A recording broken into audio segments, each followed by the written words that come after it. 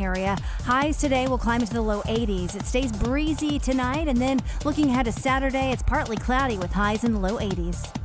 Weather update brought to you by Newcomb & Company, where your comfort is their business. Visit newcombandcompany.com. 3 o'clock, check if your money. Dow Jones is up 212 points to 42,387. Andy throwing downfield. Thielen! Did he hang on? Touchdown! Lobs it right, flat, caught, touchdown. Jordan Waters is wide open. Looking down the middle again, takes it up top. There's Jordan Moore, and there's a touchdown. Nesbitt adjusts, makes the catch, avoids the tackle, spins away, and dives home for 6. Anderson makes a save, and it's kept out by Martin. What a save! Martin just robbed Lindgren. The save of the play. The Drive with Tim Donnelly on 99.9 The Fan. The Drive with Tim Donnelly, 99.9 The Fan on a Friday. Happy Friday, everybody. I'm Tim Donnelly, Dennis Cox producing the show. Just to keep everybody aware, we're going to be a little bit short today. Pause. We're going to be the show will be a little bit short today. No. At 5:30, we'll be turning things over to Adam Gold in the pregame for the Canes preseason game number 2, which is at home.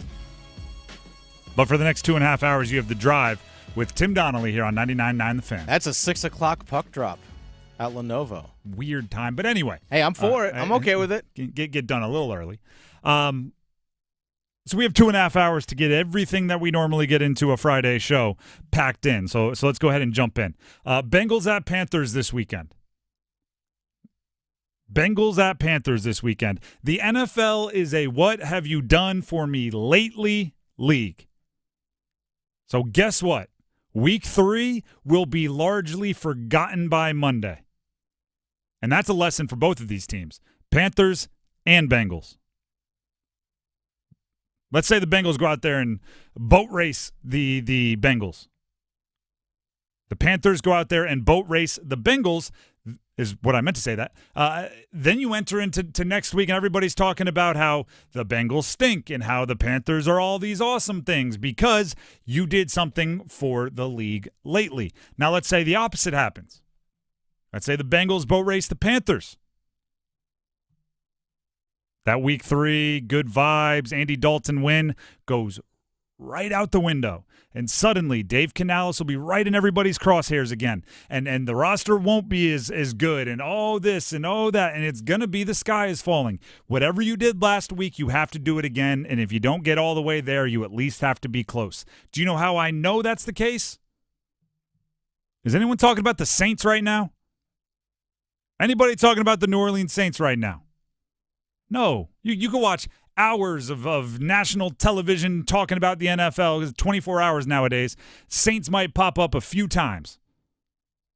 They lost to Philly 15-12 last week. Everybody forgot Derek Carr was the MVP of the first 2 weeks. Everybody forgot their offense scored on like 9 consecutive possessions, touchdowns. Everybody forgot that Rashid Shaheed can run by anybody and just catch a deep ball. It's a what have you done for me likely league. Another example. Last night I'm watching Thursday Night Football. And then, I always like to explain my nerddom. Not only do I watch the full game, which was boring, by the way, a lot of penalties.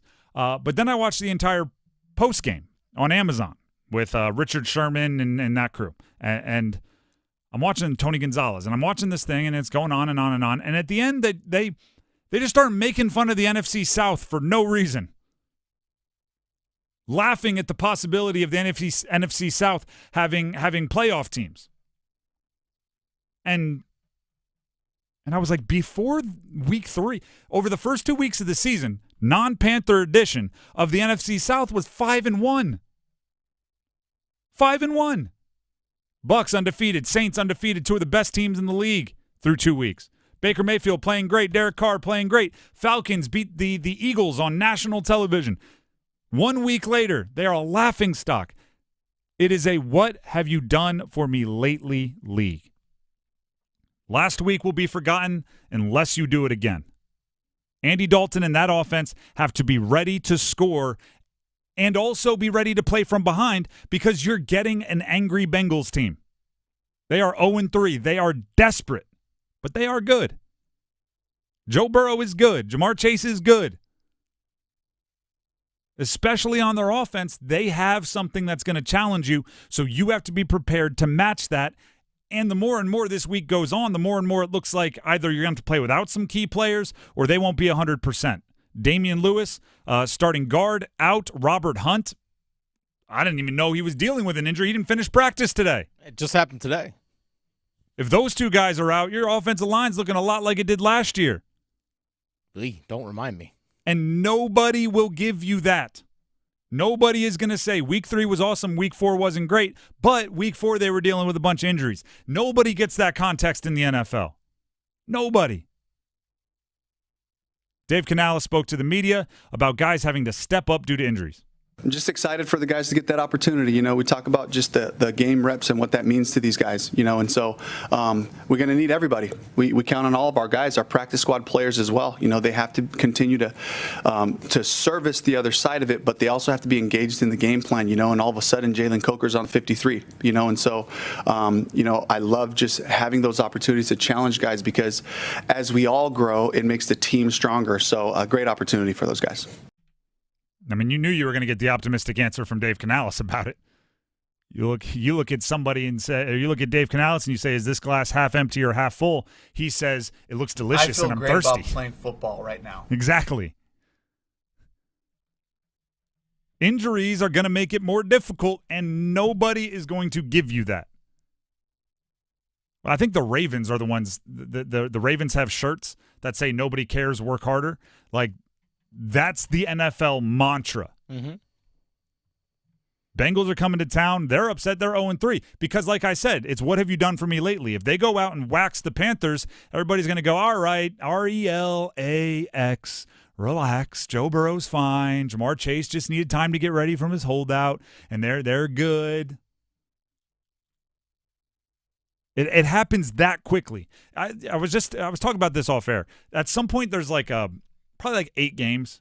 If you're like 6-2 or better, we then let you have a bad game without jumping down your throat and saying you're a bad team. And if you're 2-6 or worse, if you have a good game, we don't immediately go, uh-oh, dark horse. But before that, everything sways. And what did we learn about the Panthers when Andy Dalton took over and suddenly everything changed? Confidence matters for this team. Right? They don't play well in a bad mood. They play fantastic in a good mood, but they don't play well in a bad mood. So all of this is going to determine their mood moving forward.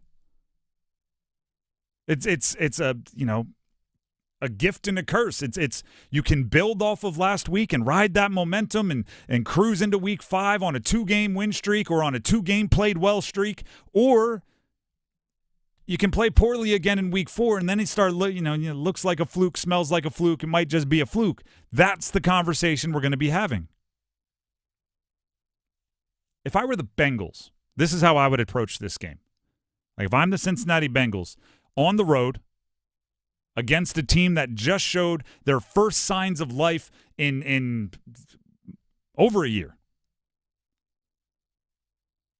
I want the ball to start the game.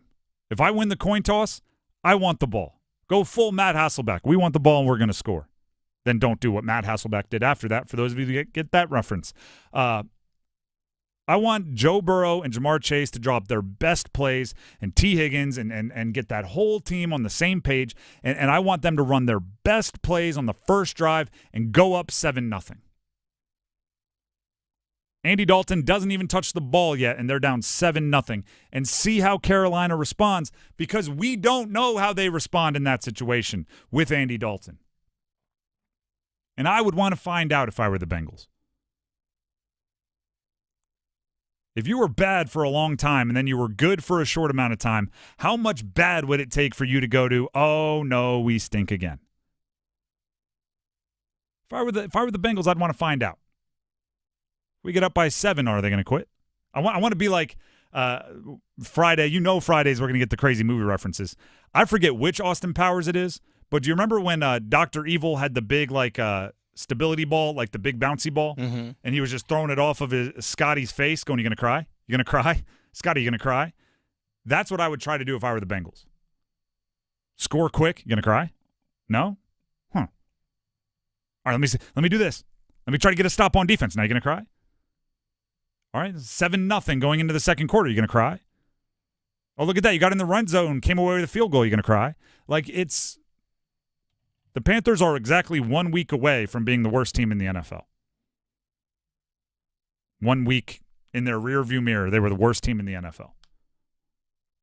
I'd try to bring that back out. So, what have you done for me lately? Do it again, 2 consecutive weeks, get the win, get the well-played star, whatever you want to call it, do what you're supposed to do. Now, all of a sudden, it compounds, and we're all talking about him in the positive way, the way some other teams in the NFL have already earned. The Drive with Tim Donnelly. How about no? Yeah.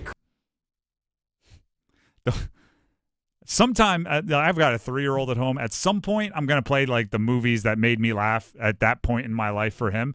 Explaining Austin Powers is going to be a tough one. Dad, what is this? You watch and you laugh. This is hilarious. Does any of it make any sense? No. Am I going to be able to explain it to you? Also, no. Don't do this. That's cool. But that guy actually has a smaller version of himself, and it's hilarious. The Drive with Tim Donnelly, 99.9 The Fan. We're going to come back with some NC State conversation. What do you need to see from NC State to get back in the bandwagon? Is it a lot? Is it a little? They're playing Northern Illinois this weekend. Stick around. We're kicking it this fall with college football. Join 99.9 The Fan all season long and catch your favorite teams in action. The ACC, the SEC, and every conference that matters. You'll find the best matchups here. Jordan Moore delivers, and the Blue Devils have the lead. College football on 99.9 The Fan is brought to you by Wilkinson Chevrolet Cadillac Buick GMC in Sanford and by Amedios. It's bow time. It's not just football season. It's tailgate season. And that includes every kind of football, whether it's got goalkeepers or goalposts. The kick is good! Because it doesn't matter where or how you tailgate. When you've got crispy chicken and fluffy buttermilk biscuits from Bojangles, your tailgate is better than great. It's legendary. Head to Bojangles and order your tailgate box with boldly seasoned chicken, fixins, biscuits, and legendary iced tea today. It's bow time. Planning a tailgate? Then it's bow time.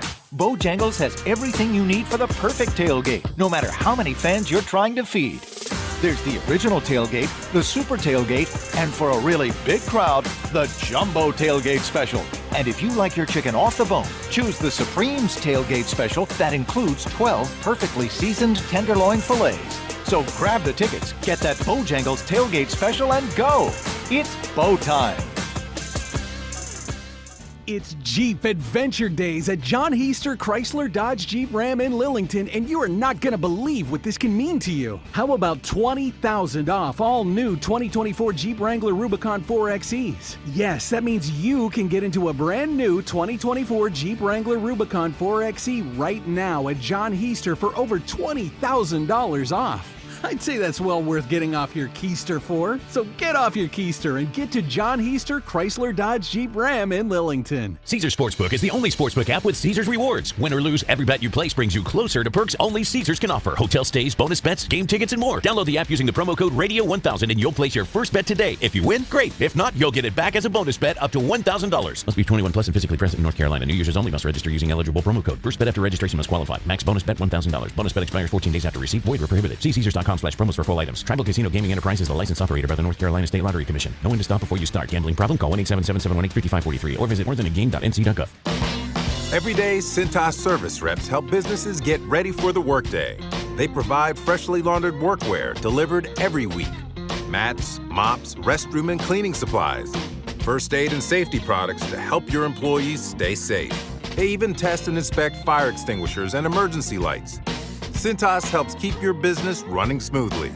See what Cintas can do for you. Visit Cintas.com. Oh, I'm ready! And get ready for the workday. Connection, opportunity, possibility. It's what we all want. Spectrum has built a world where anything is possible, with products and services designed to work better together for a seamless connectivity experience. A connection to family and friends, a connection to education, and a connection to new opportunities. So there's no limit to how big we can dream. That's life unlimited. That's Spectrum. Buying a home is one of the biggest financial decisions you'll ever make. Before you tour a home, the real estate professional you're working with may ask you to sign a buyer's agreement, which describes the services you'll receive, each party's role and responsibilities, and how your agent will be compensated, all of which you'll want to discuss with them up front. So work with an agent who's a Realtor. Realtors are members of the National Association of Realtors with a duty to honestly represent you and put your interests above their own, because that's who we are. Tommy! I can't wait for golf this weekend, huh, buddy? Time flies. Love you, man. Oh, don't forget your knee brace again. We aren't in college anymore. Moments together matter, so help protect yourself from RSV. If you're 75 or older or 60 plus with a chronic condition like asthma, COPD, heart disease, or severe diabetes, you're at higher risk of landing in the hospital from RSV, and there are no prescription RSV treatments. Check eligibility and schedule your RSV vaccine at vaxassist.com. Sponsored by Pfizer.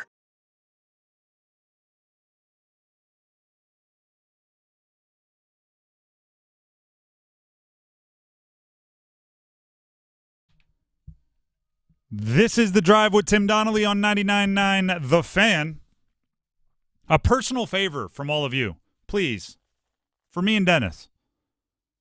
Subscribe to our YouTube channel, 99.9 The Fan. Search for it, subscribe to it, check out all the content we put out there, podcasts, videos from this show, shorts, a whole bunch of different stuff for the teams that you hold most near and dear. So 99.9 The Fan on YouTube. Please give it a chance, subscribe, comment, like, all of those things.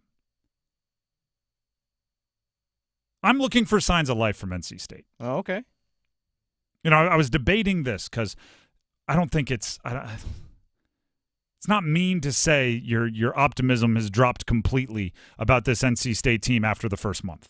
No, I don't think that's mean at all. It's two very, very emphatic losses to good teams and two lackluster wins to a group of 5 teams. I think it's fair to say your optimism, your vim and vigor for the season have waned a bit. So I was trying to debate what would make me kind of jump back in, all right? I don't think it's much. And I'm talking specifically about the offense. The defense is going to have to show me more. The defense, if you bottle up Northern Illinois, I might give them another shot to surprise me, but I'm still going to be surprised if you play well. If the offense, though, the offense, just give me the smallest sign of something. Show C.J. Bailey pushing the ball downfield to his playmakers, and I'll be very tempted to give the offense a chance again. Show me Jordan Waters making one cut, getting north and south, and running through a couple arm tackles early on, and I'll be going, look at this. Give me a KC Concepcion, old school, crafty way to get him the ball, maybe downfield even. How about that? Make a catch, score a touchdown, and I'll be very tempted to go right back where I started. It's like an ER show, right? And if you're listening to the Adam Gold Show, I use this analogy. It's like a Grey's Anatomy or something. When they show you an unconscious body and you're supposed to think they might die. That's where NC State is right now. Right? You just watch that Clemson game. They're an unconscious body in front of you. And then there's just that one twitch, eyes open. Maybe they grab the finger of a loved one and just squeeze, and that's all they show you before credits at the end of the show, and that's supposed to signify they're okay. They're back. When in actuality, it's like, well, just because they squeezed your finger, there's probably still a long road ahead, and you should probably go get a doctor and see what you should do next. And that's me. I'm the loved one. If NC State offense squeezes my finger, I'm like, they're back. We're going to be fine. Yay. Season 3 is a go. When I really should be asking for more, when I really should be like, all right, what's next? But it's like when teams are good on paper, when they're talented, when you can add up like fantasy football-wise, they got good wide receivers, good this, good that, and then aren't good in the game, I'm comfortable saying that's not a good team, right? A good team on paper that doesn't show it on the field, that's not a good team. But I'm also waiting to get back in on those teams. I'm waiting for them to show it on the field. I'm waiting for them to give me reason to be excited. That's NC State's offense. I still see the talent on paper, and I want to get back in, but you got to give me something. You got to give me just that. Give me something.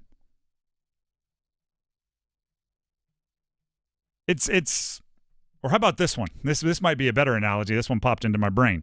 You ever have the buddy that was caught up on a lady, right? He was all in, head over heels, but she didn't really give him much attention. And then finally he's like, you know what? I'm going to move on. I'm going to go out. I'm going to do this. I'm going to hang out with you. Like, let's go do something. And you're like, great, you're back. Awesome. And then they just get like one little text, right? You just get one text that says like, hey, what are you up to? And they're all the way back. Oh, she's back. Yes, it's great. We're in. Ha-ha. Hoo-hoo. And I'm like, all right, that's all it took? That's me. Send me a text, Noah Rogers, metaphorically, meaning just one deep touchdown to your Ohio State transfer. Send me just a little something, a little piece of bait that I can fall for.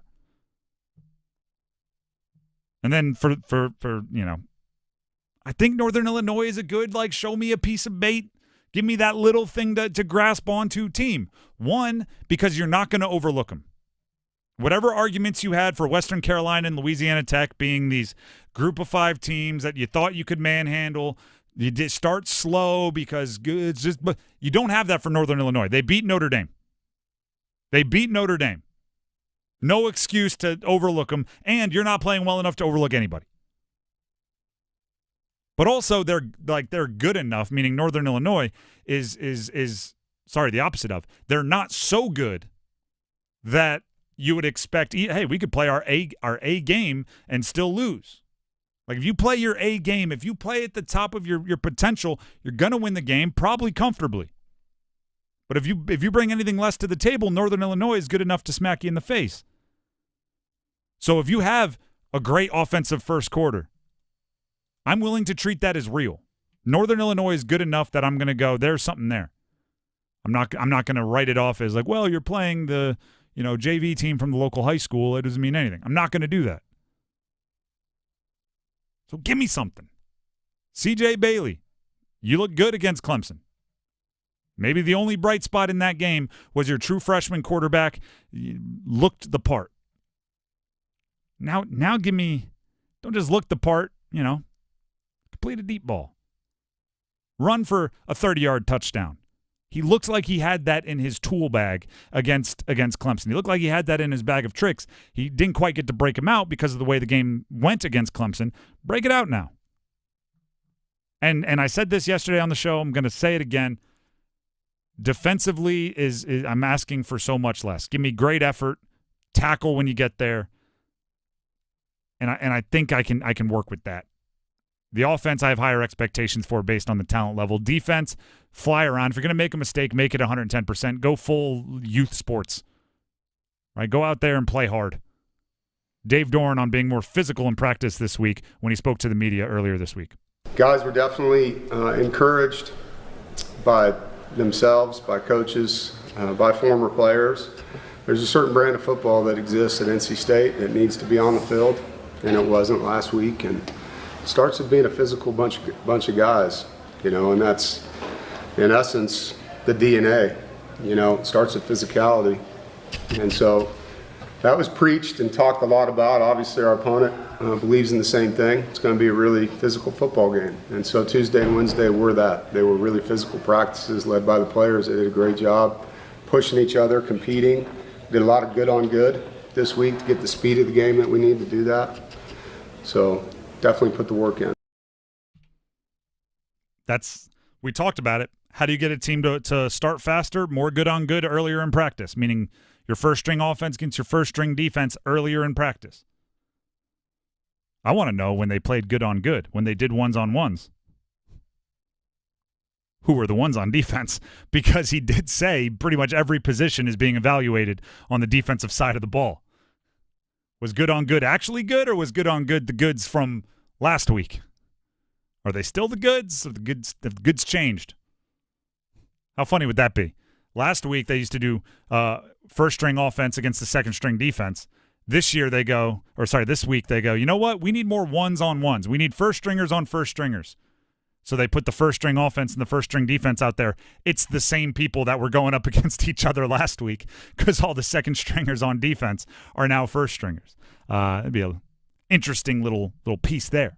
But I don't think that's happened that way. I think most of the guys we expect to see will continue to see. The Drive with Tim Donnelly, 99.9 The Fan. There's another game going on in the Triangle. It's not just NC State hosting Northern Illinois. There's also two Triangle teams going at it. Little rivalry game. UNC at Duke. Let's look at it from each side of that game. Coming up next right here. Don't go anywhere. Summer is winding down and fall is fast approaching. At the Good Feet store, our arch supports are designed to make any season comfortable by fitting into your favorite seasonal shoes. Stop in your local Good Feet store today or make an appointment at goodfeet.com. Hey friends, Paul Lyhander from 99.9 The Fan for FanDuel. The NFL is flying by, but you still have time to start the season with a big return on FanDuel, America's #1 sportsbook.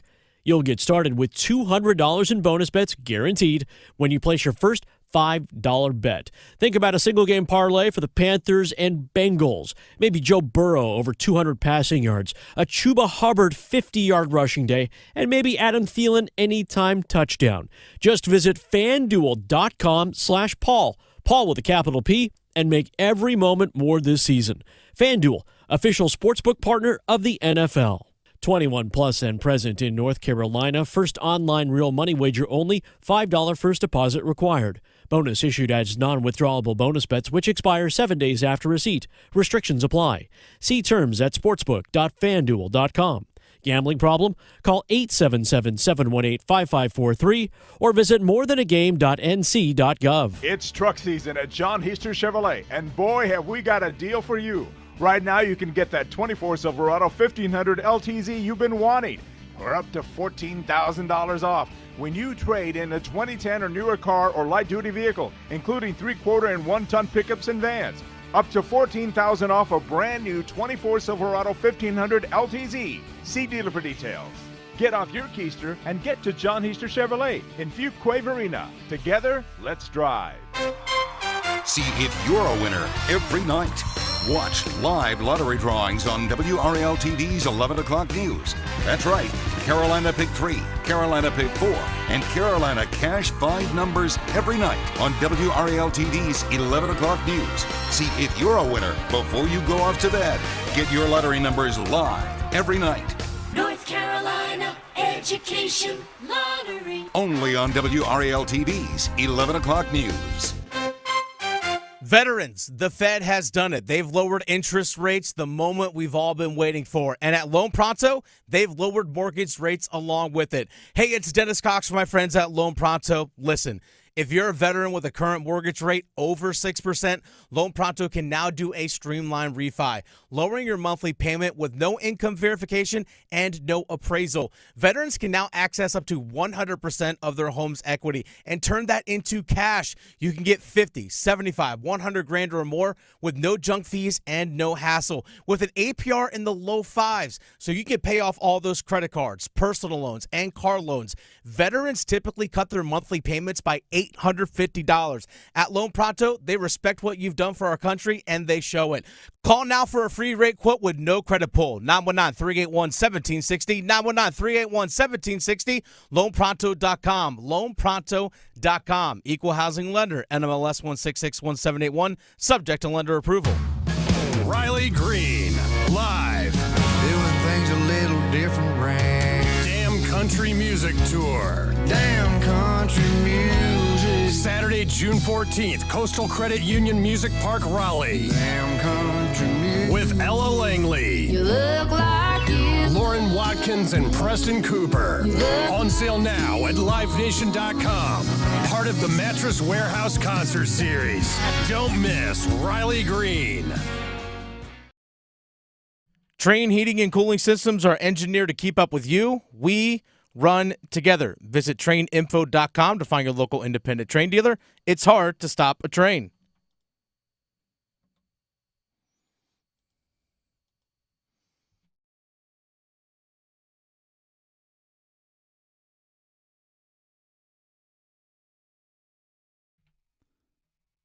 This is The Drive with Tim Donnelly on 99.9 The Fan.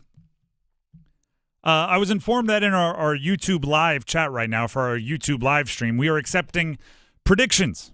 Yes. So whichever games you feel you know how to predict, the college games in the area, the game we're about to talk about, UNC at Duke, you could pick Panthers, another NFL game, whichever games you want to pick, just go ahead and send your predictions into our YouTube live chat. As I often emphasize, that does come with a timestamp, so that will act as a receipt. If you get it right, we will give you your flowers. We will let you boast and brag, but we need to see something tangible. It needs to be a timestamp to tell us that you didn't just watch the game and then decide to go predict what the score is going to be. I used to do that as a bit. I don't know if it was funny, but it was funny to me. I had a daily show, and on Friday, similar to what we do here with Make Our Picks, we had like a real formal picks-making segment for the NFL, and we always got to pick the Thursday night game as our free bingo square, but we never addressed it on air. Oh, okay. It would just be like today going, hey, you know what? I think Dallas is going to win a close one over the Giants. Daniel Jones is going to throw an interception with like 20-something seconds left that's going to seal it, and we just never told anybody that that the game already took place. Again, I don't know if it was funny, but I thought it was. Let's look at UNC at Duke. And we're going to do this two different styles, right? It's like ordering eggs. I want over easy and scrambled. Okay. Only it's going to be UNC side and then Duke side. We're going to look at them individually as if there are two different teams playing in the same game, which is exactly what they are. Okay. Let's start with UNC. UNC has had and I've said this many times, a chaotic year. Their games always feel like they have too much caffeine. They've played started three different quarterbacks in 4 games. They've had injuries. They've had weather. They've had a 3-game win streak. They had one of the most embarrassing losses in program history. They've done it all. And you would think that would change something. But it's empowering me to be louder. I'm going to be louder on the same thing I've been saying all year for UNC. You go back before the season when they had optimism. You go back when they were changing to a running quarterback. You go back to right now. I've been saying the same thing. Get the ball to Omarion Hampton. And I'm going to be louder with it, and I'm going to be more emphatic, and I'm going to encourage you that you can't put enough. It's like butter or garlic in a recipe. You can't have too much. It's just going to make it taste good. And I'm sure you could. Like, don't show me a picture of something you made 3 years ago where, the top fell off of the garlic and it all fell in. But my point is, like, be generous. You think 20 carries is a lot for Omarion Hampton? No. 30. Start there. UNC, in that game against James Madison this past weekend, did not have a single first half drive with a longer time of possession than 2 minutes and 19 seconds. That quick, huh? Now, in the second half, I understand it, because if you're down by a bunch and you're just slinging the rock and incompletion stop the clock, the first half did not have a single drive for North Carolina that took up more than 2 minutes and 19 seconds of game clock. Meanwhile, in that first half, what was James Madison doing? They were going haywire. They were punt block touchdowns, surprise onside kicks, 70-yard touchdown passes. They're just bing, boom, bang, all over the place. Wouldn't you want to slow down the darn game? Wouldn't you want everybody to take a breath? Wouldn't you want to look at James Madison's offense on the other sideline and say, yeah, stay there for a while? Well, guess what? UNC has the ultimate slow motion button. His name is Omarion Hampton, and he has 163 more rushing yards than anyone else in the entire Atlantic Coast Conference. Slow down the game if you want to slow down the game. And then and it's an 11-point game, whatever it was for the kind of back and forth in the first half. 11-point game takes 7 minutes to score a touchdown. That's the best thing you could do. Then it's a one-score game. You're close to halftime. You go into the next half, regroup, and do it again. And That's for James Madison. Let's look forward to Duke. This game is no different.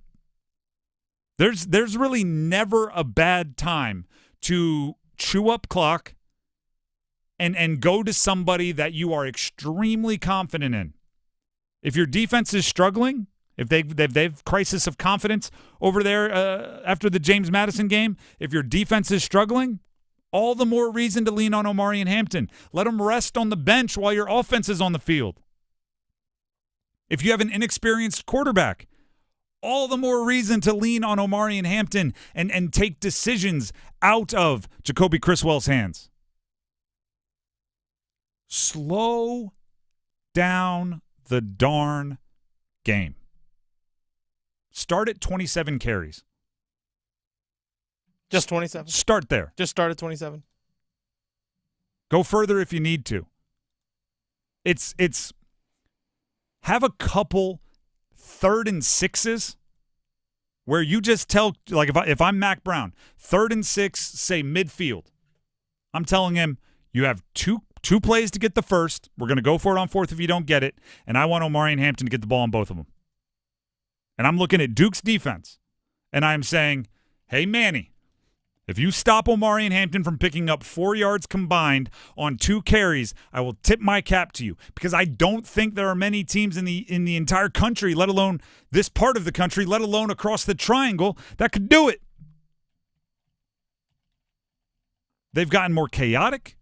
UNC's gotten more hard to track. They change Mac Brown, what he says post-game, hard to track. I'm getting more consistent. Give the ball to Omarion Hampton. Manny Diaz, the head coach of Duke, was asked, how do you limit Omarion Hampton? His answer. Manny Diaz's answer. What's good defense about, right? You got to get multiple hats to the football, right? If he's, in a lot of one-on-one type situations, you're going to be in a problem. Don't let him get going. And like I said, now that's easy to say. That's hard to do. They do a nice job with pre-snap and post-snap motions to try to get your eyes in the wrong place to take it off of him.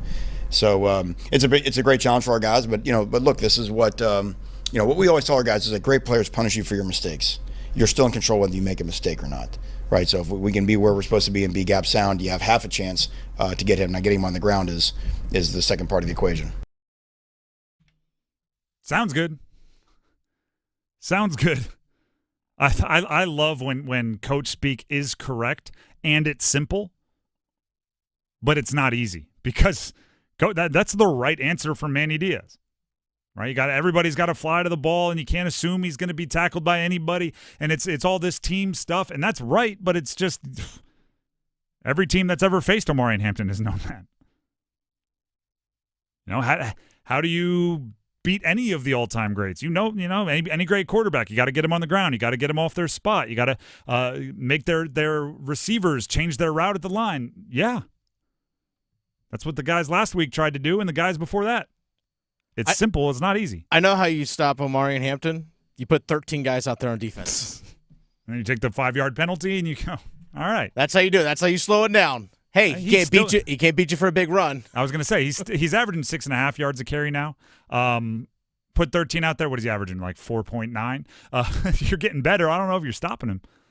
Like, he is that good. Now let's look at it from the Duke side of things. All right, so that's the UNC. I have like one note. Okay. Get the ball to Omarion Hampton a whole bunch. Duke's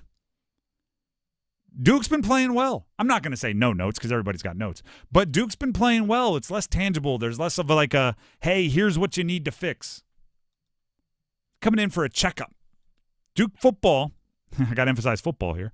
Duke football has a chance to further establish themselves as the best college football team in the state of North Carolina. That's what they have a chance to legitimately do this weekend. Mm-hmm. If I'm Manny Diaz, I'm leaning into it. I'm having a team meeting Friday, probably after walkthrough, knowing we play tomorrow. And I'm at the podium at the front of this cool facility room, right? You got pictures of Daniel Jones and all these guys that are in the NFL on the wall, neon lights.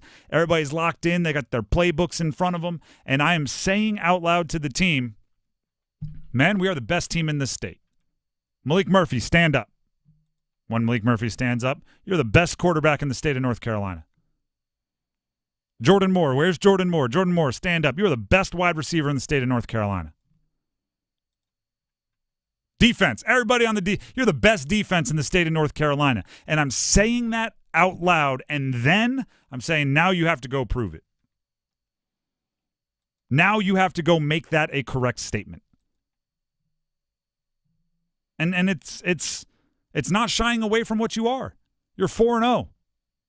Both of your ACC triangle counterparts are coming off embarrassing losses. You have a chance to add to one of their embarrassing losses by backing it up with another one the next week. All you have is a chance.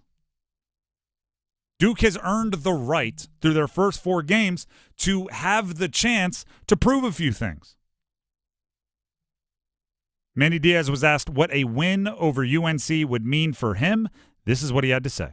To me, it's just for our guys. You know what I mean? As coaches, we get to do this for a long time. The players, you want to them, their shelf life is much shorter than ours as coaches. And so, but we're still so early in the season that to me, this is just the next step of our progression, right? Of trying to become the team that we want to be. And it's just a great challenge to see where we are in our sort of growth curve. I think it's also for him. I think it's also for. I think coaches love to know they have a winning record against certain teams, and if you are the head coach of Duke, UNC is one of those teams. Do that and ring the victory bell. Like, yep, that stays here in Wallace. Well, actually, no, we're going to take it away from Chapel Hill. Stays here in Durham. Ring that victory bell. Correct me if I'm wrong. wrong. On that for a year. Has Mac lost to Duke?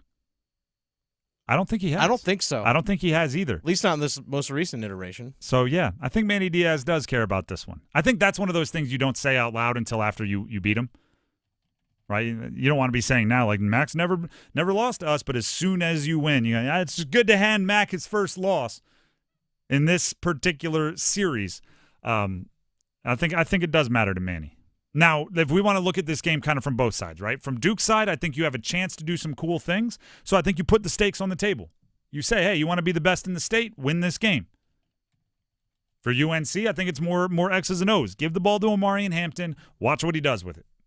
I'm talking about people on the not like the offensive line. You work and help, but there you go. If you're off the field, watch what he does with it. Last time Duke won the Victory Bell. My apologies. They went to Philadelphia and everything. Last time they won the Victory Bell was 2018, which is the last year of Larry Fedora. Okay, yeah. So Mac hasn't lost. So 2019, they have won 5 straight. Has UNC. By the way, sold out Wallace Wade. That'll be fun. It'll be fun. I mean, certain games are always fun. That's a fun one. To look at this from both sides now. Okay, so we did the UNC side, we did the Duke side. Now let's kind of do the matchup. Both teams' defenses are most vulnerable where the opposing team's offense is most dangerous, which makes for an interesting, like, it's not, instead of good on good, where it's like, hey, the best running back in the league is against the best run defense in the league, instead of strength on strength, it's strength on weakness in both directions. Duke's defense overall is very good. They are allowing the fewest passing yards in the ACC this season. Like, of any ACC team per game, they're allowing the fewest passing yards. But they're in the bottom half of the ACC in stopping the run. They're giving up top half of the league in rushing yards. What does UNC have? One of the best running backs in the country. Interesting. Flip it. UNC allows the 6th most passing yards in the Atlantic Coast Conference per game this year. Malik Murphy has 11 touchdown passes, 3 each in each of the last 3 games. So both defenses' weaknesses are where the opposing team has strengths on offense. You're only as strong as your weakest link. That's true in this one. You're going to have to step up in a way that you have not stepped up yet. Your defense is going to have to step up to stop something that is above average for the offense and It's just kind of what you got to do. Right? I hate when coaches go like, we just got to play better. Well, you just got to do those things better than you've been doing them, or else the opposing team has a well they can go to whenever they need to play. Right? If your pass defense for UNC isn't good enough, guess what Malik Murphy's going to be doing on third down? Dropping back to pass. If your run defense isn't good enough on Duke's defense, guess what UNC is going to be doing on third down? Handing it off to Amari and Hampton. Those things all link up. And then, of course, the matchup thing of when rivalries get together, you throw out the records and who cares what the stats are. It's about who wants it more.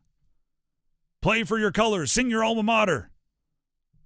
It's for the players that wore the jersey before you. I have a decent UNC at Duke story, so I'm going to tell it. It's personal. My uncle played football at Duke. His best friend from high school played football at UNC, right? A friendship divided, if you will. But they both, obviously, as every high school player ever, myself included, when you go to college to play football, you have these dreams of what it's going to be, right? You're going to play great. You're going to be an All-American. You're going to go pro. This is what it's going to happen. So when they left high school, they said, hey, senior year, we're both captains. Be shaking your hand midfield, 50-yard line. Unfortunately, for a bunch of reasons, we don't got to go into them all. Neither of them ended up really playing, right? Neither of them got into the game very often. They didn't play.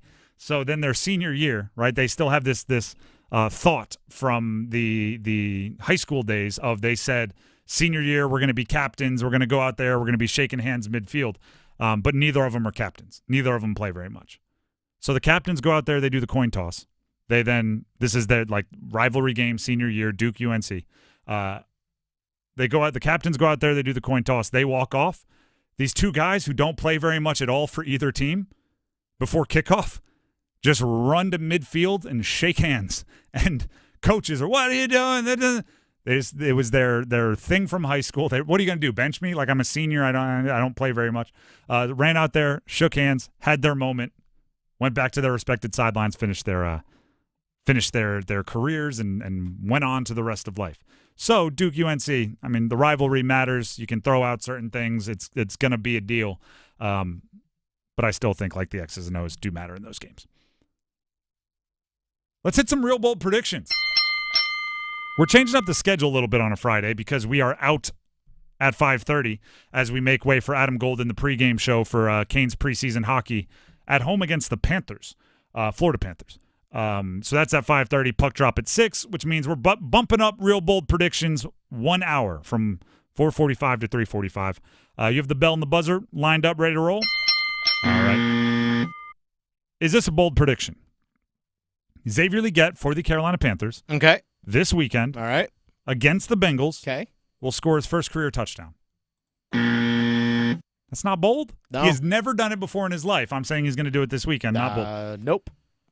Xavier Legette will have 50-plus receiving yards and score his first career touchdown. Not on the same play. I'm talking total. All right. 50 is what he had. What 35? He had 35 on one carry or one catch. On one catch, I think he had 42. He had two catches, I think, for 42 yards. So career high in yards, career high in touchdowns. Mm-hmm. I'll go career high in catches. You didn't even ask me to do that. I say he gets 3. Okay. Big day for a first-round pick. Big day. Andy Dalton. Okay. It's a prediction. Remember that. All right. It's not what I'm hoping for. First interception of the season.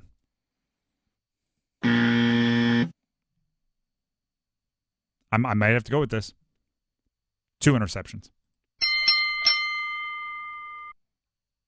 I think it happens. After great games, sometimes you think your arm is immaculate. It's invincible. And you see a small window and you're just like, yeah, did you see me last week? Watch this. Doesn't always end up working out the best. We'll go back to college a little bit here. NC State tight end Justin Joly. I have a lot of firsts. I don't know why I'm a lot of firsts here. Justin Joly, first 100-plus yard receiving game. C.J. Bailey, young quarterback, leans on his, pass-catching tight end. We've seen it time and time and time again. Who led NC State in receiving yards last week at Clemson? Jolie? Justin Jolie, pass-catching tight end, young quarterback. I think, obviously, against Clemson, I think it was 72 yards. Against Northern Illinois, I think he's able to get 28 more. On-air math, nailed it. He's able to get 28 more. 100-plus yard day for Justin Jolie. Let's do some combines, okay? So we're going to have to do some actually, we don't have to do math, but we might have to do math to find out if it works. Okay. Omarion Hampton. All right. And Jordan Moore. Okay. Combine. Okay. 200-plus total yards and 2+ touchdowns. I'm prepared to go up to 250-plus total yards combined and 2 touchdowns. All right. So that's like $125 each? Yeah, I'm thinking it's probably somewhere around the lines of like 150 for Omarion Hampton, 100 for Jordan Moore. Yeah. But each get a touchdown as well, or Hampton could get 2. Because the one thing Jordan Moore hasn't done a ton of is find the end zone. But he is still really, really, really good. One of my favorite players to watch this year. Let's do another combined. There is I think, a really fun Sunday night football game. There's no local ties here. But I think it's a really fun Sunday night football game. It's Ravens. It's Bills. I think Lamar Jackson and Josh Allen combine for 600 total yards and 6+ touchdowns. See, because here's the thing. If one of them wins, I think that whoever wins, 4+ touchdowns. The other one will get 2.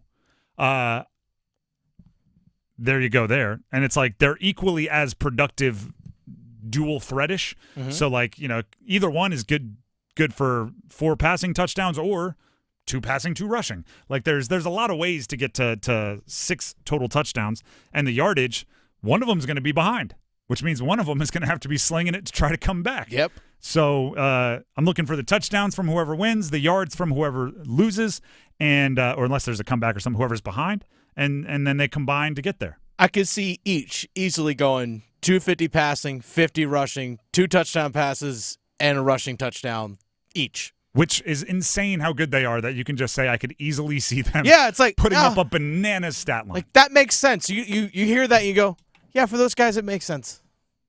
But 600 total yards, that's pretty bold. Next one. Okay. This is for the ACC. Louisville beats Notre Dame by double figures. Oh, double figures. Okay. By double figures. On the road? On the road. We need it. And when I say we, it's ACC. We need it. Need Louisville to jump up into the top 15-ish. Notre Dame, as much as they kind of pretend or kind of dress up like it's Halloween as an ACC team, they are not. So to the bottom with you. Riley Leonard, that offense, I don't know if they can score a bunch. So I'm hoping that Louisville can put together, maybe a big scoring first half and really get Notre Dame uncomfortable. If you let Notre Dame get ahead, that running game, headlined by Riley Leonard, scores a bunch of rushing touchdowns, can really make it difficult for you. So Louisville, get ahead by a bunch, 2 scores early, full-blown gas all the way to the end, beat Notre Dame by double figures. Finally, last one here. Mm-hmm. I need Louisville to beat Notre Dame for this reason. Okay. The ACC gets 3 teams in the college football playoff. It's getting more bold by the week. At some point, I might have to retire that. I don't know. I don't know how. I don't know what. But I sound more foolish saying it each week. At this point, it's got to be. It's got to be Miami. I don't know. I don't know how much Clemson will be hurt in the committee's eyes by that Georgia game. Maybe put some time and distance between it, and they'll soften up on it. But then you need like Louisville, or you need Boston College, or you need somebody else.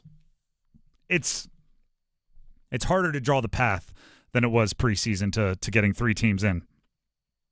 But I have pledged to keep saying it until it's not true. By the way, so Clemson steamrolls everybody. Yeah, they need style points. By the way, I didn't know this. Okay. My uncle's listening right now. Shout out to Uncle Steve. All right. The one that had that UNC Duke story earlier. He just said, great memory. I ended up lining up across from Lawrence Taylor in that one. How'd that work out? He said, I blocked down on the tackle on that play. So somebody else's responsibility. Yeah. This guy over here. Hey, you pick up the blitz. Playing against Lawrence Taylor. I feel like a lot of athletes have like that one good guy that I went up against.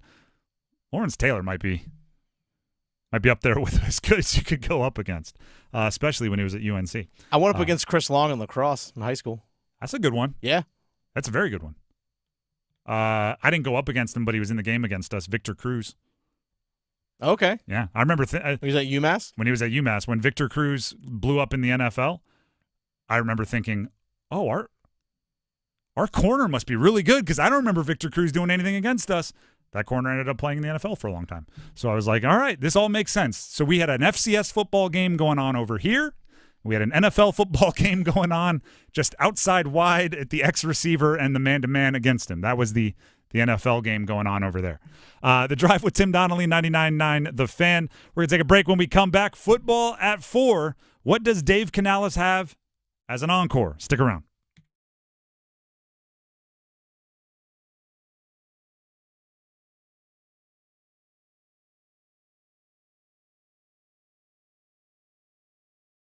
Pack Therapy is in session thanks to First Horizon Bank.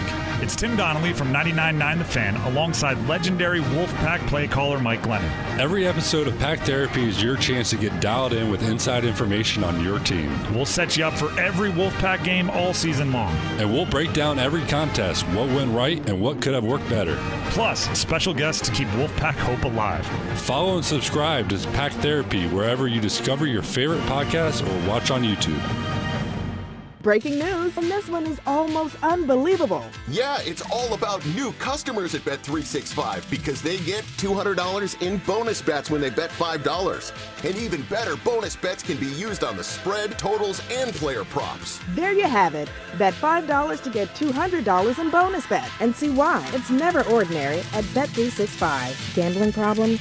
Call 1-877-718-5543 or visit morethanagame.nc.gov. Terms and conditions apply. I'm Kamala Harris. Here's a few things I believe.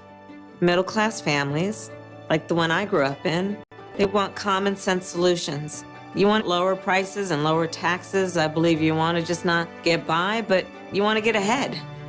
We must create an opportunity economy where everyone has a chance to get a car loan, buy a home, start a business. And I believe we can make that happen.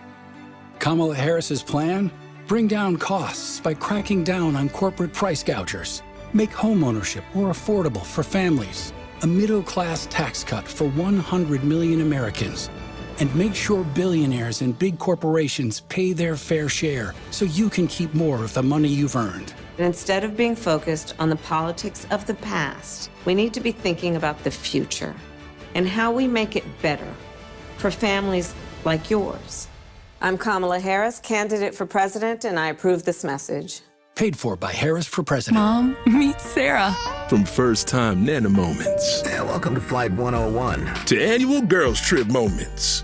Your can't-miss moments are worth protecting against RSV. If you're 75 or older or 60 plus with a chronic condition like asthma, COPD, heart disease, or severe diabetes, you're at higher risk of landing in the hospital from RSV. And there are no prescription RSV treatments. Check eligibility and schedule your RSV vaccine at vaxassist.com. So where should we go next? Sponsored by Pfizer. Must qualify for enrollment. Results may vary. We all hear the radio ads about the IRS. They tell you to be afraid, to be scared, and they try to frighten you into calling. I'm not here to do that. Tax Relief Advocates is different. TRA is here to tell you that if you owe money to the IRS, whether it's $5,000, $50,000, or $500,000, we have a solution. It doesn't matter if you're sitting in your car, at work, or with your kids. No matter where you are, call now. 800-575-9313. Don't lose hope. TRA can eliminate or reduce what you owe to the IRS. Generous programs are now available that can give you a fresh start. Our passion is taxes and helping individuals fix their IRS problems. We have over 1,000 5-star reviews on Google and an A+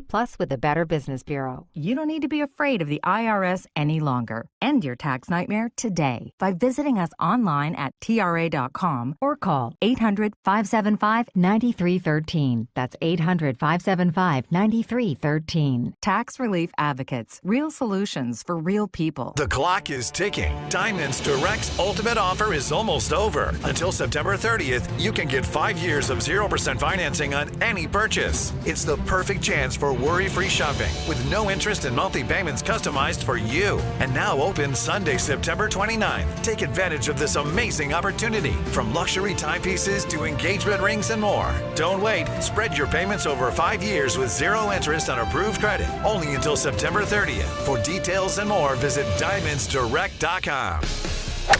This hour of the Triangle Sports Leader is powered by Ritchie Law Firm, North Carolina's injury lawyers. Visit GotBryan.com. That's GotBryan.com. WCMC HD1 Holly Springs. Take us with you on radio, web, app, Alexa, and YouTube. 99.9 The Fan, the Triangle Sports Leader. I'm WRL meteorologist Amy Wilmoth. The weather alert day in place. The worst of this system is moving away from our area. The second half of the afternoon will be much quieter, although still breezy. But it's time to clean up. A lot of trees down and a lot of damage across the area. A high around 82 today. Saturday, it's a quiet day. Saturday, we'll have partly cloudy skies with a high of 82. Weather update brought to you by Newcomb and Company, where your comfort is their business. Visit newcombandcompany.com. 4 o'clock, check if your money. Dow Jones is up 138 points today to 42,313. Market update brought to you by The Good Feet Store. Ready to step into a healthy and active lifestyle? Come to The Good Feet Store and experience the difference. Discover how a simple step can lead to a life of pain-free possibilities. Let's move the chains. Time for football at 4. The Drive with Tim Donnelly, 99.9 The Fan. Before we dive into Dave Canales and the encore that he needs to put together as a play caller from his Week 3 victory, we have a first score touchdown prediction game coming up at 4:33. Yeah, a prize pack coming your way. We got a prize pack. There's an Audubell Car Wash gift card. There's some other goodies. If you can call in at 4:33, we'll take 3 official contestants on the phone lines. And predict who's going to score the first touchdown of the game for the Carolina Panthers and in what quarter they will do it. At 4:33, we'll open up the phone lines, take the first 3 callers. If you predict it correctly, you get hooked up with the prize pack. And it's a fun game. We do it every week. If you don't make it through on the phone lines, you can always still participate for bragging rights on our YouTube live stream comments, or you can send it to us on Twitter with who you think will score the first touchdown of the game for Carolina and in what quarter you think they will do it. If you get it right, we'll give you a shout-out. If you don't get it right, we may, depending on how ridiculous your prediction is, we may bring it up. We may not. But that's coming up at 4:33, so about a half hour from now. Now let's jump into football at 4. Dave Canales, what do you have for an encore? We have no clue. We've never seen you in this situation. No, he's never seen himself in this situation. He is it's funny. I called him a toddler as a play caller last week. Yeah. Because this is just year number 2 as a play caller in the NFL. Previous to that, I think high school was the best or the highest level that he had called plays for, and that was over a decade ago. So he is a toddler as an offensive play caller. Using that same analogy, he is a newborn at being a head coach. He is fresh out of the hospital at being a head coach. And your job is only going to get more difficult because there will be more and more tape for very smart people out there to watch and dissect and try to counter what you do. You're in year 2, which means there's been one off season of people watching your offense. But also you were doing that under the control of Todd Bowles, the head coach in Tampa. So it'll get more difficult, but then guess what? If you're the best of the best, it becomes an advantage for you. The best play callers out there, we're talking McVay, LaFleur, Shanahan, Reed, the best play callers out there, McDaniel when it's nice out, they want you watching film of them. They're leaving you Easter eggs that you're going to find and you're going to think, ooh, this is how we get them, and that's a trap. They're laying those out for you. The more film you watch, the closer you think you are, the further you are from the truth. It's a magic movie with Now You See Me. God, got it. Whew, that was going to kill me. Now you see me. It's the Social Network guy. But the whole movie is about like how magicians are always a step ahead. That's how an offensive coordinator is. Right? You're going to be chasing us, and we're going to keep you 2 steps behind, 2 steps behind, 2 steps behind. And the moment you think you have us, that's when we'll be 2 steps behind you. Does Dave Canales have that? Because what answers are you going to have for Cincinnati, who will be set up to take away Deontay Johnson? They just saw him go for a career high, 122 yards and a tutty. The defensive coordinators out there in the NFL are smart. They're not going to let you just, run it back. They're not going to let you. It's not the video game, right? I've done it. Back when I would play the Maddens in the NCAA football video games, you can have like one play that if you get really good at, the defense is just falling for it every time, right? You find the little, oh, look at that play action. Oh, great. Or actually, I'll use the better example. Madden 04. For those of you that didn't play, this is when Michael Vick was a cheat code. Oh, yeah. And all you had to do was send 4 verts, all goes, everybody down the field, sit in the pocket, and watch every linebacker and safety and everybody just go chase those wide receivers. And as soon as they get like 20 yards downfield, Michael Vick tuck it and run with all the space in the world. And they never learned. That's not real life. If you have something that works, they learn. What answers do you think Cincinnati is going to have for Robert Hunt pulling around the edge? What answers do you think they're going to have for Deontay Johnson? Matter of fact, let's hear from Deontay Johnson on carrying over last week's production. Getting in that rhythm early and just the line and just get established in the run early. So, that allows you to open up the pass game as well once you start establishing the run and then just really staying ahead of the sticks and just, making your plays, when you get opportunity. And just stuff was just flowing. Andy was making quick reads, knowing where you always want to go with the ball. So just little stuff like that. And it's play calling. Quick reads, getting rid of the ball, all that. It's play calling. Think of it like this. All right, and actually this applies more to Andy Dalton taking over the offense and doing something new. Think of it like this. There was another team that made a quarterback change and had a ton of success with the backup in the NFL this year. Green Bay. Malik Willis in Green Bay has been awesome for 2 games. The dirty little secret in the NFL right now is NFL official stats. There's a minimum amount of attempts that you need to fit on season-long leaderboards. Malik Willis isn't quite there, but if he were, we're talking like top 3 in passer rating. Malik Willis, he also runs for a bunch of yards. But don't get me wrong, I'm not sitting here saying Malik Willis is some kind of answer. I think even Matt LaFleur, their head coach in Green Bay, would understand and probably believe that wouldn't last forever. Right? They're just trying to get until Jordan Love can come back, and then they have an offense they like to run with Jordan Love that they think can be sustainable and last forever. Malik Willis is, hey, I'm play calling my tail off, just trying to make something happen here. We're running the ball a billion times, trying to win enough games till Jordan Love can get back. 1 or 2 games of success for Andy Dalton has to turn into a season of success for Andy Dalton. You need answers for the things they figure out and try to stop.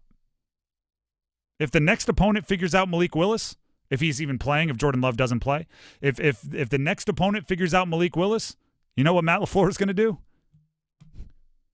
Oh, well, hey, Jordan, get back in there.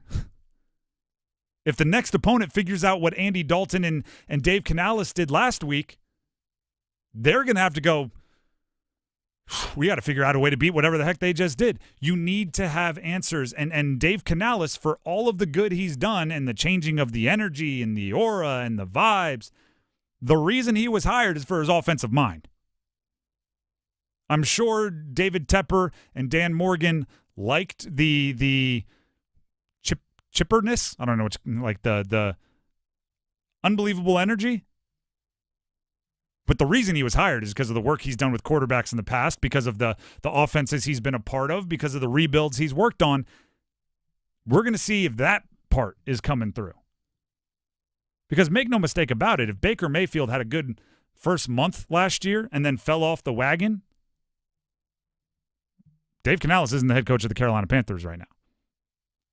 As defensive coordinators tried different things to stop that offense, he continued to find answers. That's what we need to see this weekend against the Bengals from Dave Canales. If I remember correctly, their offense and Tampa last year slowly and progressed during the course of the season, which is a good thing. It absolutely is. What I will say is you don't exactly have Mike Evans and Chris Godwin's having a really good year this year. So there's a good supporting cast here, better than it's been in the past in Carolina. But they're figuring out our offense. All right, just throw jump balls to Mike Evans until we figure it out. And you don't have a lot of that here, so you actually need the answers maybe a little bit quicker. And I'm excited to see what it is. I don't know if Andy Dalton hit a whole bunch of high-profile seams. Tremble, Thielen, whole bunch of high-profile 10-yard, 15-yard crossers, the digs, the basic routes they call them.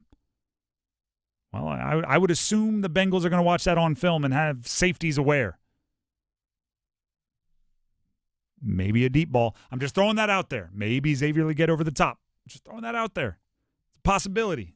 That's all I'm saying. The Drive with Tim Donnelly, 99.9 The Fan. Tim Donnelly here for Window Nation. When there's days like today and there's weather all over the eastern seaboard, the whole East Coast, you really want to have confidence in your windows, right? There are certain parts of the state where you might have to evacuate, and you really want to have confidence in your windows even when you're not there, because water getting in can ruin a whole bunch of stuff, can really give you a headache, and not to mention the safety of it when you are inside. Window Nation windows, they're comfortable with that weight and that responsibility because they use the best materials. They use the best sealants. They use the best caulkings. They use the best vinyl. They have experts that install their windows. They have checks and balances installed to make sure that even though you have a ton of installers, a ton of workers with 15-plus years of experience, you still want to double and triple and quadruple check or 20 times check. They have a 20-point inspection of every window once it's installed, a 50-point inspection of every window before it leaves the factory. So if you're thinking about getting new windows, or if this weekend you're looking outside and you're seeing storms, or you're looking on the news and you're seeing storms elsewhere and you're going, goodness gracious, these rickety old windows aren't going to get it done if we're in that situation, call Window Nation. Right now, buy 2 windows, get 2 windows free, plus 0 down, no interest or payments for 24 months. That deal is extended until the end of this month, so you have just a few more days to lock it in. Give them a call. They'll come out to your house for a free, no-obligation in-home estimate with one of their pros, one of their experts I was talking about, and obviously they will work into that estimate the buy 2 windows, get 2 windows free deal. Right now, you can give them a call, 866-90-NATION. That's 866-90-NATION, or you can visit them online at windownation.com. Once again, that is windownation.com to schedule now. Don't forget, 4:33, we do have a first touchdown score game that you can participate in, but you'll have to be ready to call in with who you think is going to score the first touchdown for the Panthers against the Bengals and in what quarter you think they will do that. That's coming up at 4:33. We also have the Paw Print to dive further in to the Panther game. Stick around. Evan, Canty, and Michelle are unsportsmanlike. Any win early in the season for the Jets is consequential. Think about what a hot mess they were last year. This is them proving to themselves that they can get it together, that they can be a functional franchise, that they can be a functional offense and have a functional quarterback. We have not seen this from the New York Jets in a long time. Unsportsmanlike. Mornings from 6 to 9 on 99.9 The Fan, the Triangle Sports Leader. Connection, opportunity, possibility. It's what we all want. Spectrum has built a world where anything is possible, with products and services designed to work better together for a seamless connectivity experience. A connection to family and friends, a connection to education, and a connection to new opportunities. So there's no limit to how big we can dream. That's Life Unlimited. That's Spectrum. Eat like a king who's on a budget. Burger King's $5 Your Way meal is packed with flavor. Choose between 3 tasty options like the Whopper Jr., Chicken Jr., or Bacon Cheeseburger. Plus, enjoy fries, a drink, and nuggets on the side. Now that's delicious. You rule your season today at BK. Price and participation vary. U.S. only. Features 4-piece nuggets, value drink, and fries. Restrictions apply. Caesars Sportsbook is the only sportsbook app with Caesars rewards. Win or lose, every bet you place brings you closer to perks only Caesars can offer. Hotel stays, bonus bets, game tickets, and more. Download the app using the promo code Radio1000 and you'll place your first bet today. If you win, great. If not, you'll get it back as a bonus bet up to $1,000. Must be 21 plus and physically present in North Carolina. New users only must register using eligible promo code. First bet after registration must qualify. Max bonus bet $1,000. Bonus bet expires 14 days after receipt. Void where prohibited. See Caesars.com/promos for full items. Tribal Casino Gaming Enterprise is the licensed operator by the North Carolina State Lottery Commission. Know when to stop before you start. Gambling problem? Call 1-877-718-5543 or visit morethanagame.nc.gov. Meet Cheryl. Hey. She's on vacation and lost in the moment. Unfortunately, so is her Chase debit card. It's gotta be somewhere. Maybe she lost it at salsa night. These skirts should have pockets. Or maybe she lost it at Pilates.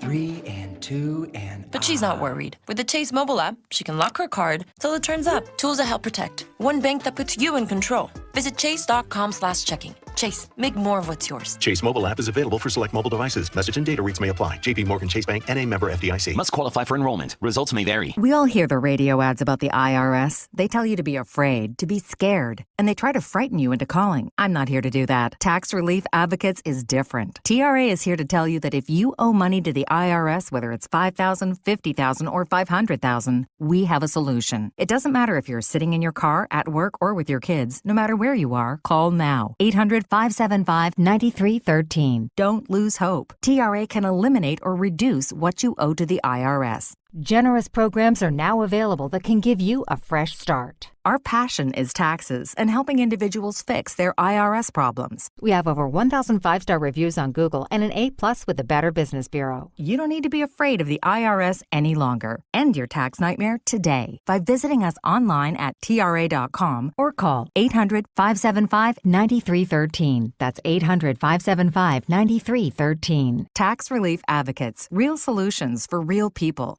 Tommy! I can't wait for golf this weekend, huh, buddy? Time flies. Love you, man. Oh, don't forget your knee brace again. We aren't in college anymore. Moments together matter, so help protect yourself from RSV. If you're 75 or older or 60 plus with a chronic condition like asthma, COPD, heart disease, or severe diabetes, you're at higher risk of landing in the hospital from RSV, and there are no prescription RSV treatments. Check eligibility and schedule your RSV vaccine at vaxassist.com. Sponsored by Pfizer. Prescriptions require an online consultation with a healthcare provider who will determine if appropriate. Restrictions apply. See website for details and important safety information. Subscription required. Price varies based on product and subscription plan. Hey guys, did you know there's a generic form of Viagra that works just the same, but is 95% cheaper? And you can get it online? Go to hims.com/joy. Through Hims, you'll get a free medical consultation, discreet shipping if prescribed, and the process is 100% online. To start your free online visit, go to hims.com/joy. That's HIMS.com/JOY.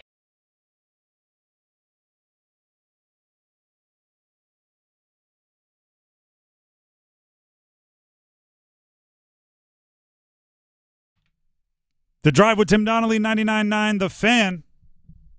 4:33. We will be taking first touchdown score predictions. It's a game we play every Friday going into a Panther game. 3 callers will get a chance to call in. We'll open up the phone lines at 4:33. And you will be able to predict who scores the first touchdown for the Panthers and in what quarter they score a touchdown.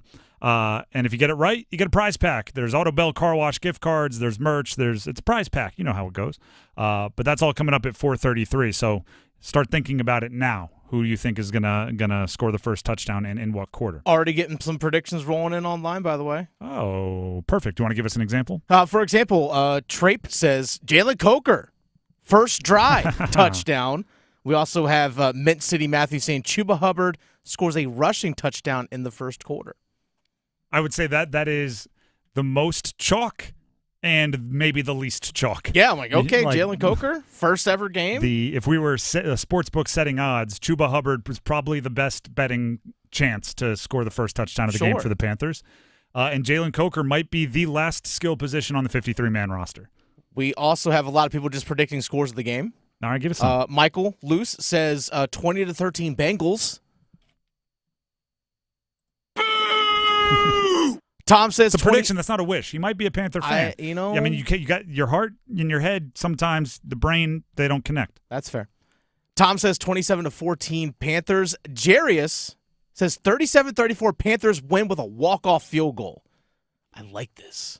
I like this. I do think holding Cincy to 14 points is ambitious. I think if you're going to beat him, you're going to have to put up some points to beat him. 37-34 with a walk-off field goal? It's more real. That's Steven says 31-27 Panthers. Something like that, I think, is a more feasible winning score. Ben City Matthew, 30-23 Carolina. Insuity says 33-17 Panthers. All right. For 17 would be a great day for the defense. Trape says 28-9.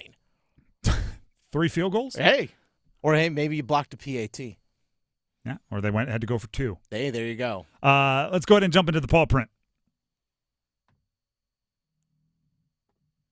The Paw Print is presented by Carolina Ford Dealers. We use the Paw Print. It's a focus in on the Panthers each week. Obviously, we clunkily get into it, and then we name 2 players. That's what we do. 2 players each that are players to watch in this one. It's quite simple, but we do have to explain ourselves. We do have to kind of come up with reasons why. This player, he's already made an appearance on the show during my bold predictions. I have a good feeling about him. It's part gut feeling, but I also have obviously some concrete reasons as well. Xavier Legette. Okay. Replacing Thielen, I think, in certain looks, certain formations, he's going to be on the field when maybe he wouldn't have in the past when it was Deontay Johnson, Thielen, and Mingo. It's obviously now going to be Deontay Johnson, Mingo, and Xavier Legette. Also, I think dynamic ability is important. I think the spark. Andy Dalton provided the spark last week. I think they're going to be looking for somebody that can do that this week. And I mean, sometimes it's the eye test. Go back and watch, what was it, the 35-yard catch and run by Xavier Legette. Once he got it into his hands and took off up the towards the sideline, kind of angled-wise, you just look and you go, oh, that guy's a little different. All right, that guy's a little more explosive, a little quicker, little more of a athletic performer. So Xavier Legette with more opportunities, I think we'll have a better chance at, breaking one, making a big play, kind of having that first signature moment. Who are you going with? Tommy Tremble. Oh, interesting. Tommy Tremble. We saw early in the game against the Raiders, Tommy Tremble getting involved. Picked up a big first down. Picked up a first down on a third down and long. Seam route right up the middle of the field, which got him right there in the red zone, or actually may put him inside a 1st and goal, actually. But I think Tommy Tremble, I know he only had 3 catches this past game, but he got involved early, and I think he established the fact that Carolina's going to work the middle of the field, and they exposed it.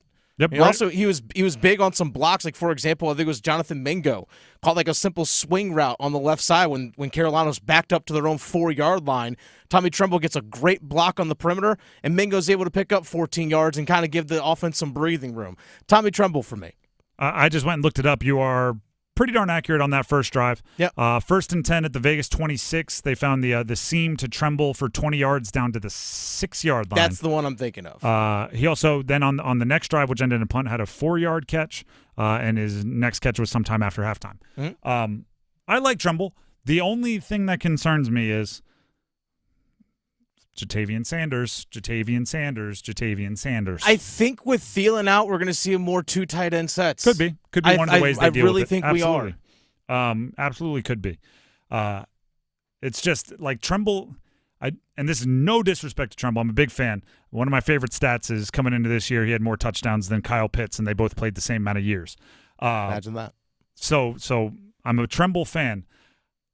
I don't want him to be just good enough to keep being the guy who gets targets at tight end, but I think Jatavian Sanders might have a little bit more electric ability, right? Like a 20-yard catch for Tremble might be a 26-yard touchdown for Jatavian Sanders, and you want to try both. My next one, and I talked about this guy earlier in the week. It's J.C. Horn.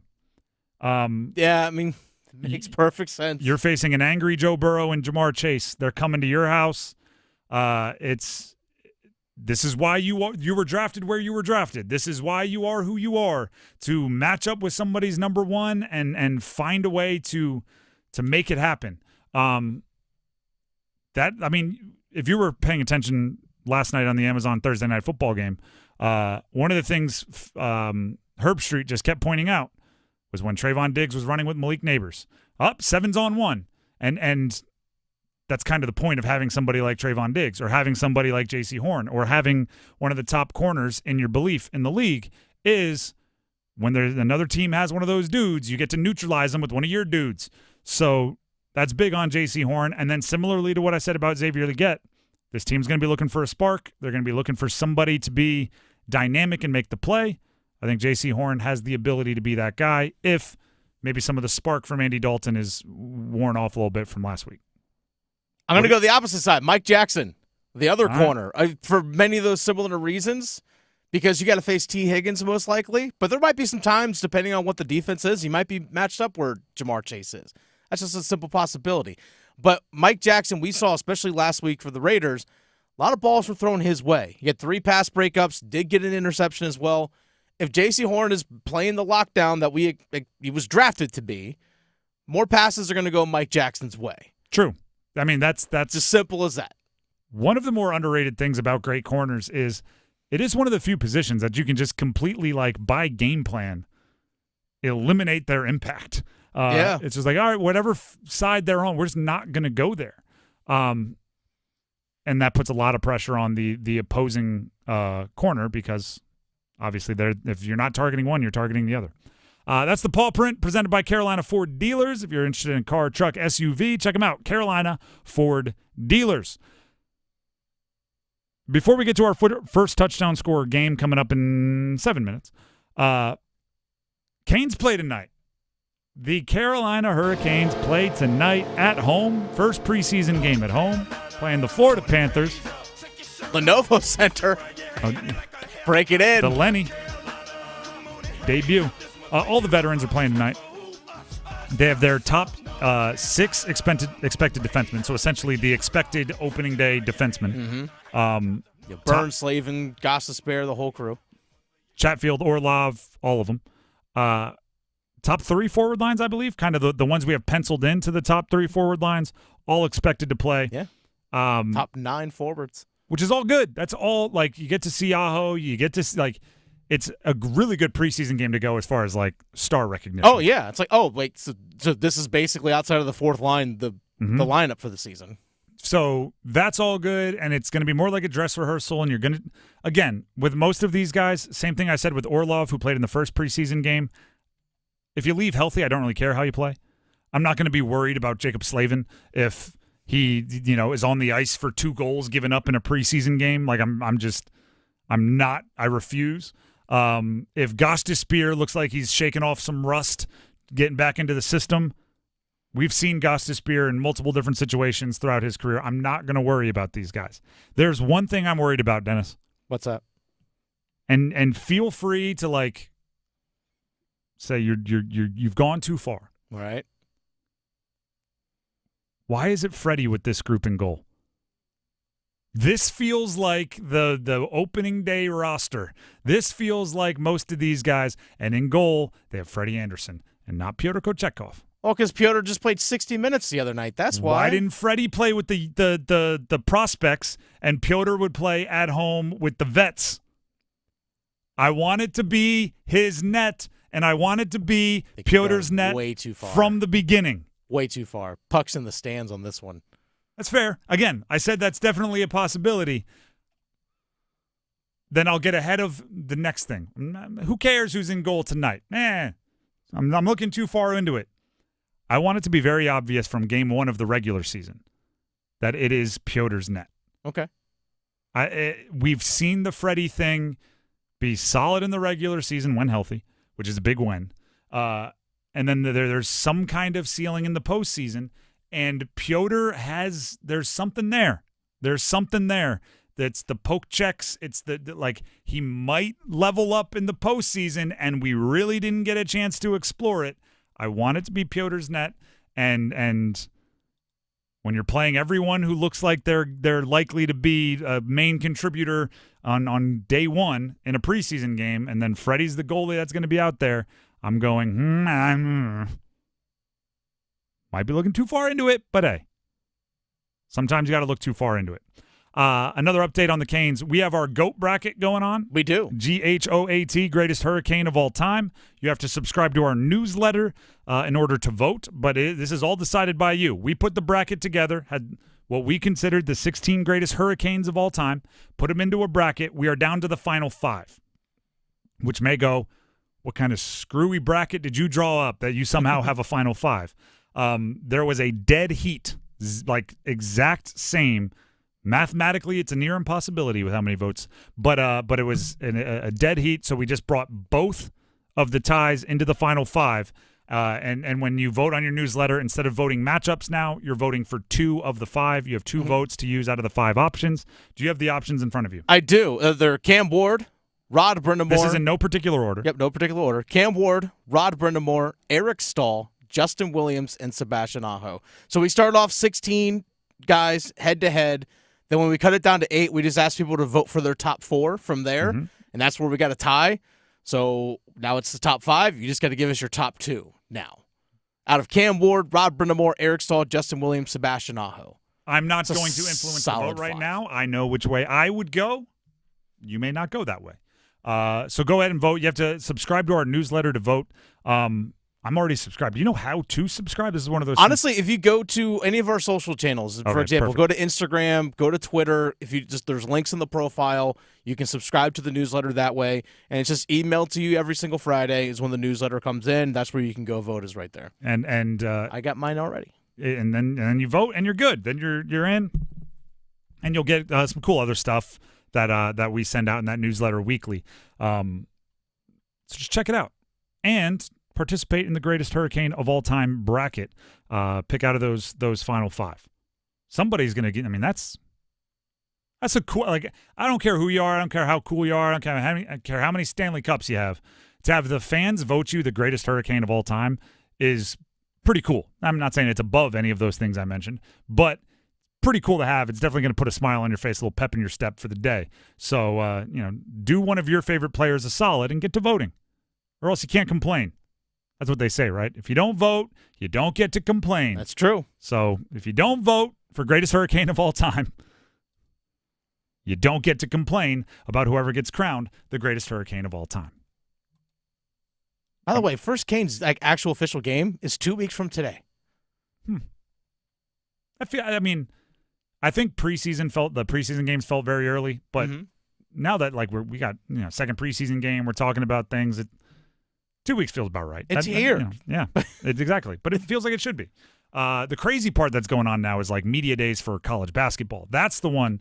I just wrapped my head around hockey coming back, and now we're already basketball's coming back. Like Cooper Flagg and John Shire were talking to the media today. It's well, we don't even have time to really address that. I'm seeing the two like practice reports and stuff. It's like, oh, this is real. So we're full steam ahead as far as sports calendar goes. The Drive with Tim Donnelly, 99.9 The Fan. Let's go ahead and open up the Heister Automotive Group hotline for first touchdown score prediction. 919-860-5326. We need 3 of you to call in and give us who you think is going to score the first touchdown of the game for the Carolina Panthers, and in what quarter you think that will be. And if you get it right on air during the call, you get a prize pack. No double-ups, by the way. If the first caller says player A in the first quarter, then player A in the first quarter, the next caller cannot predict. So it has to be a new one, right? Because you can't have, you know what I'm saying. While we get the callers lined up on the line, I will give you who I think is going to score the first touchdown for the Carolina Panthers and in what quarter. This does not count. I cannot win. So if one of the callers wants to double up, they can. I'm going to try to be fancy here. I'm not going to go chalk. Okay. Xavier Legette, end of the first. All right. I'm going Xavier Legette, not just in the first, but some kind of big play, maybe with 2 minutes left towards the end of the first is my prediction. But if it's Xavier Legette in the first quarter, I'm gonna take that as a win for me. Now let's hear what the contestants think.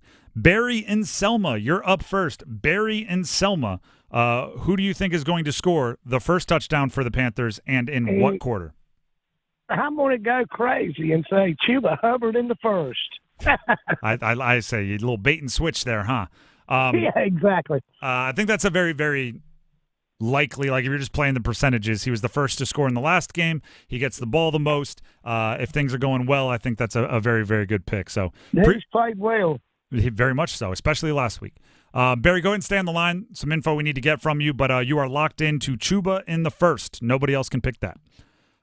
Brian in Durham, you are up next. Brian in Durham, who do you think is going to score the first touchdown for the Panthers, and in what period? What quarter, I should say?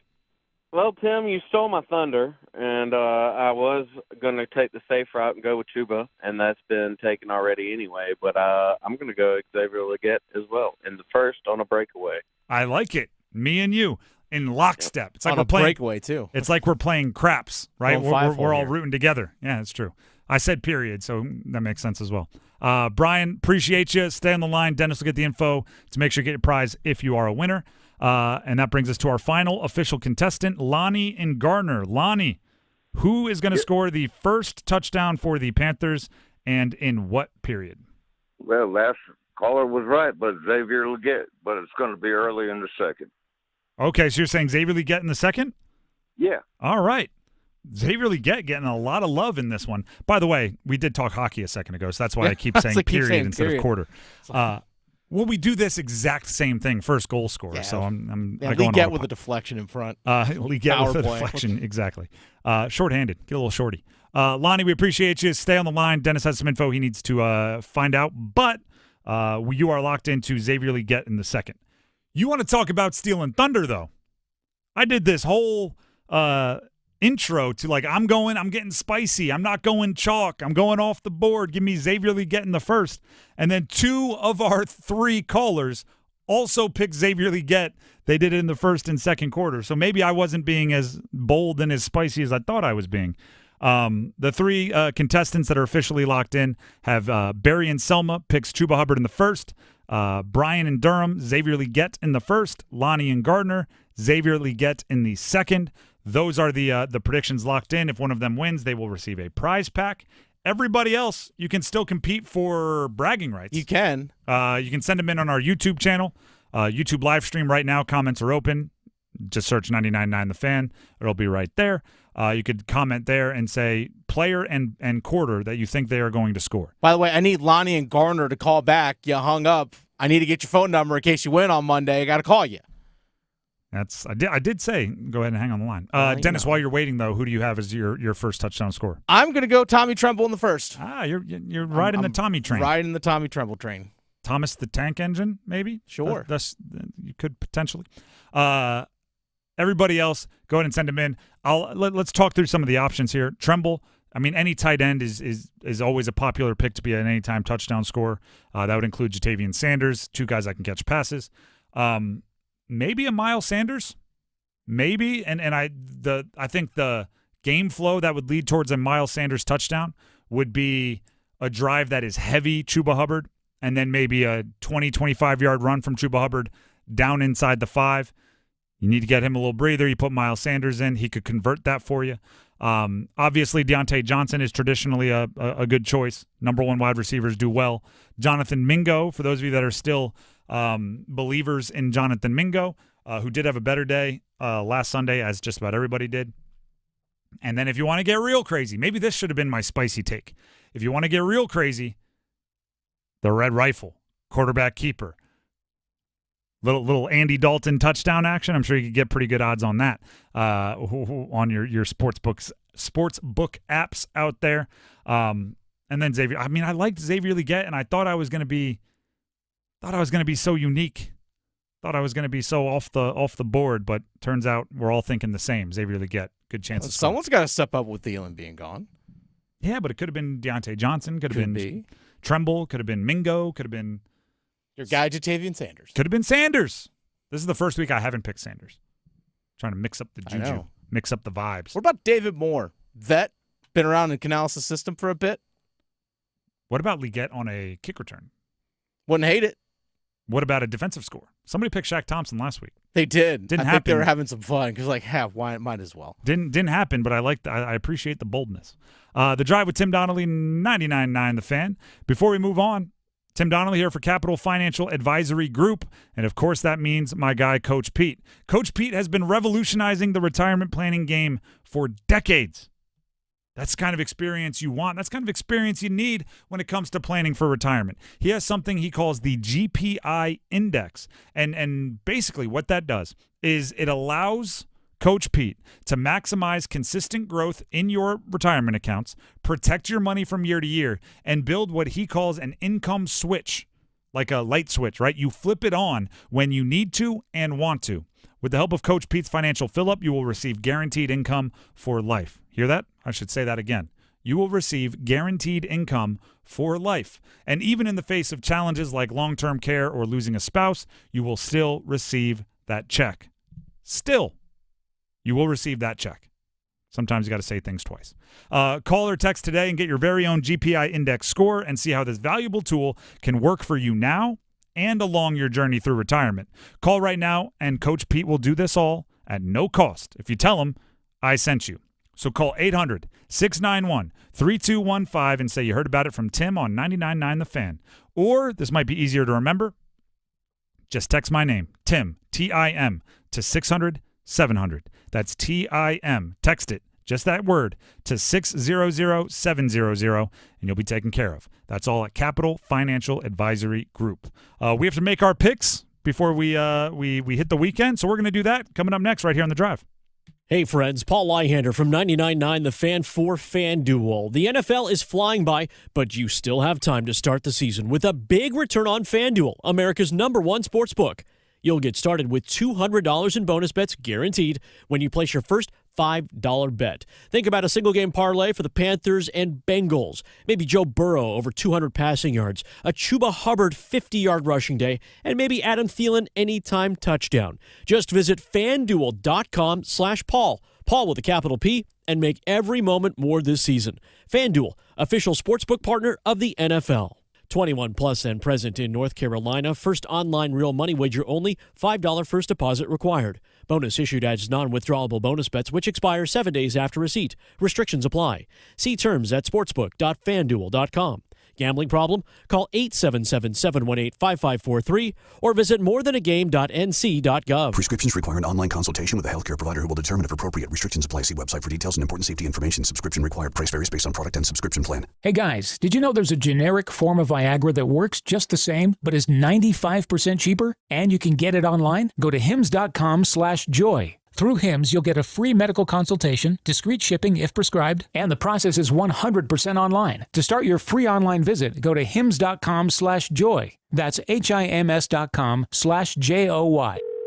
Thanks for calling Discover. This is Diego. Hi, Diego. It's Jennifer Coolidge. I just want to say your cashback match makes me feel so special. It really inspired me. That's great. Doubling the cashback you've earned at the end of your first year is what we do. Well, I'm doubling everything now.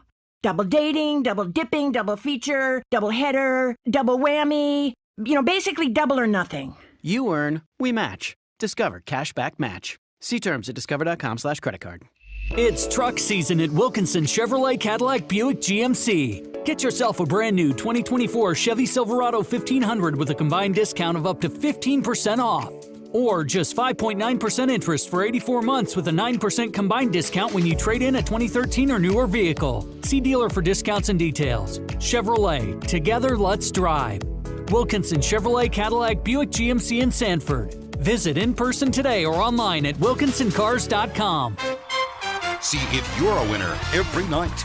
Watch live lottery drawings on WRAL-TV's 11 o'clock news. That's right, Carolina Pick 3, Carolina Pick 4, and Carolina Cash 5 numbers every night on WRAL-TV's 11 o'clock news. See if you're a winner before you go off to bed. Get your lottery numbers live every night. North Carolina Education Lottery. Only on WRAL-TV's 11 o'clock news.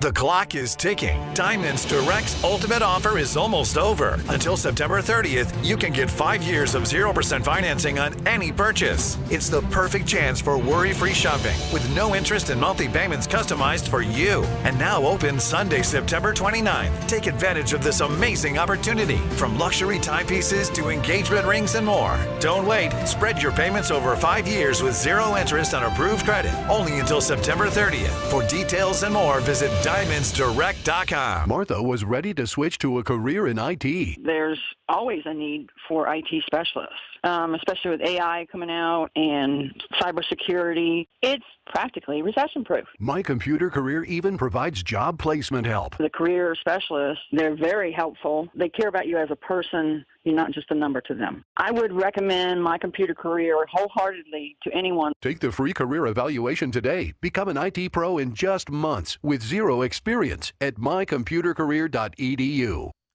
Train heating and cooling systems are engineered to keep up with you. We run together. Visit traininfo.com to find your local independent train dealer. It's hard to stop a train.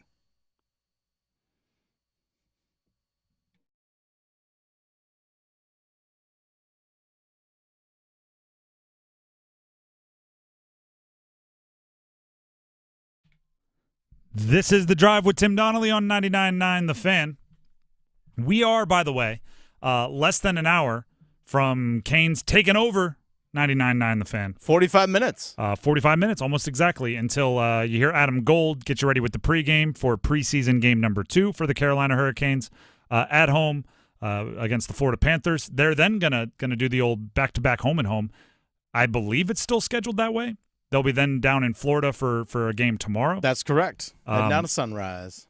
Obviously, and actually we haven't said this yet, so we should. Mm-hmm. Everybody around the state, and if you're listening on YouTube live stream from somewhere further away, and everyone up and down the eastern seaboard, stay safe out there. There's some really, really harrowing and scary videos and pictures out there from places in North Carolina, obviously some down in Florida and the like.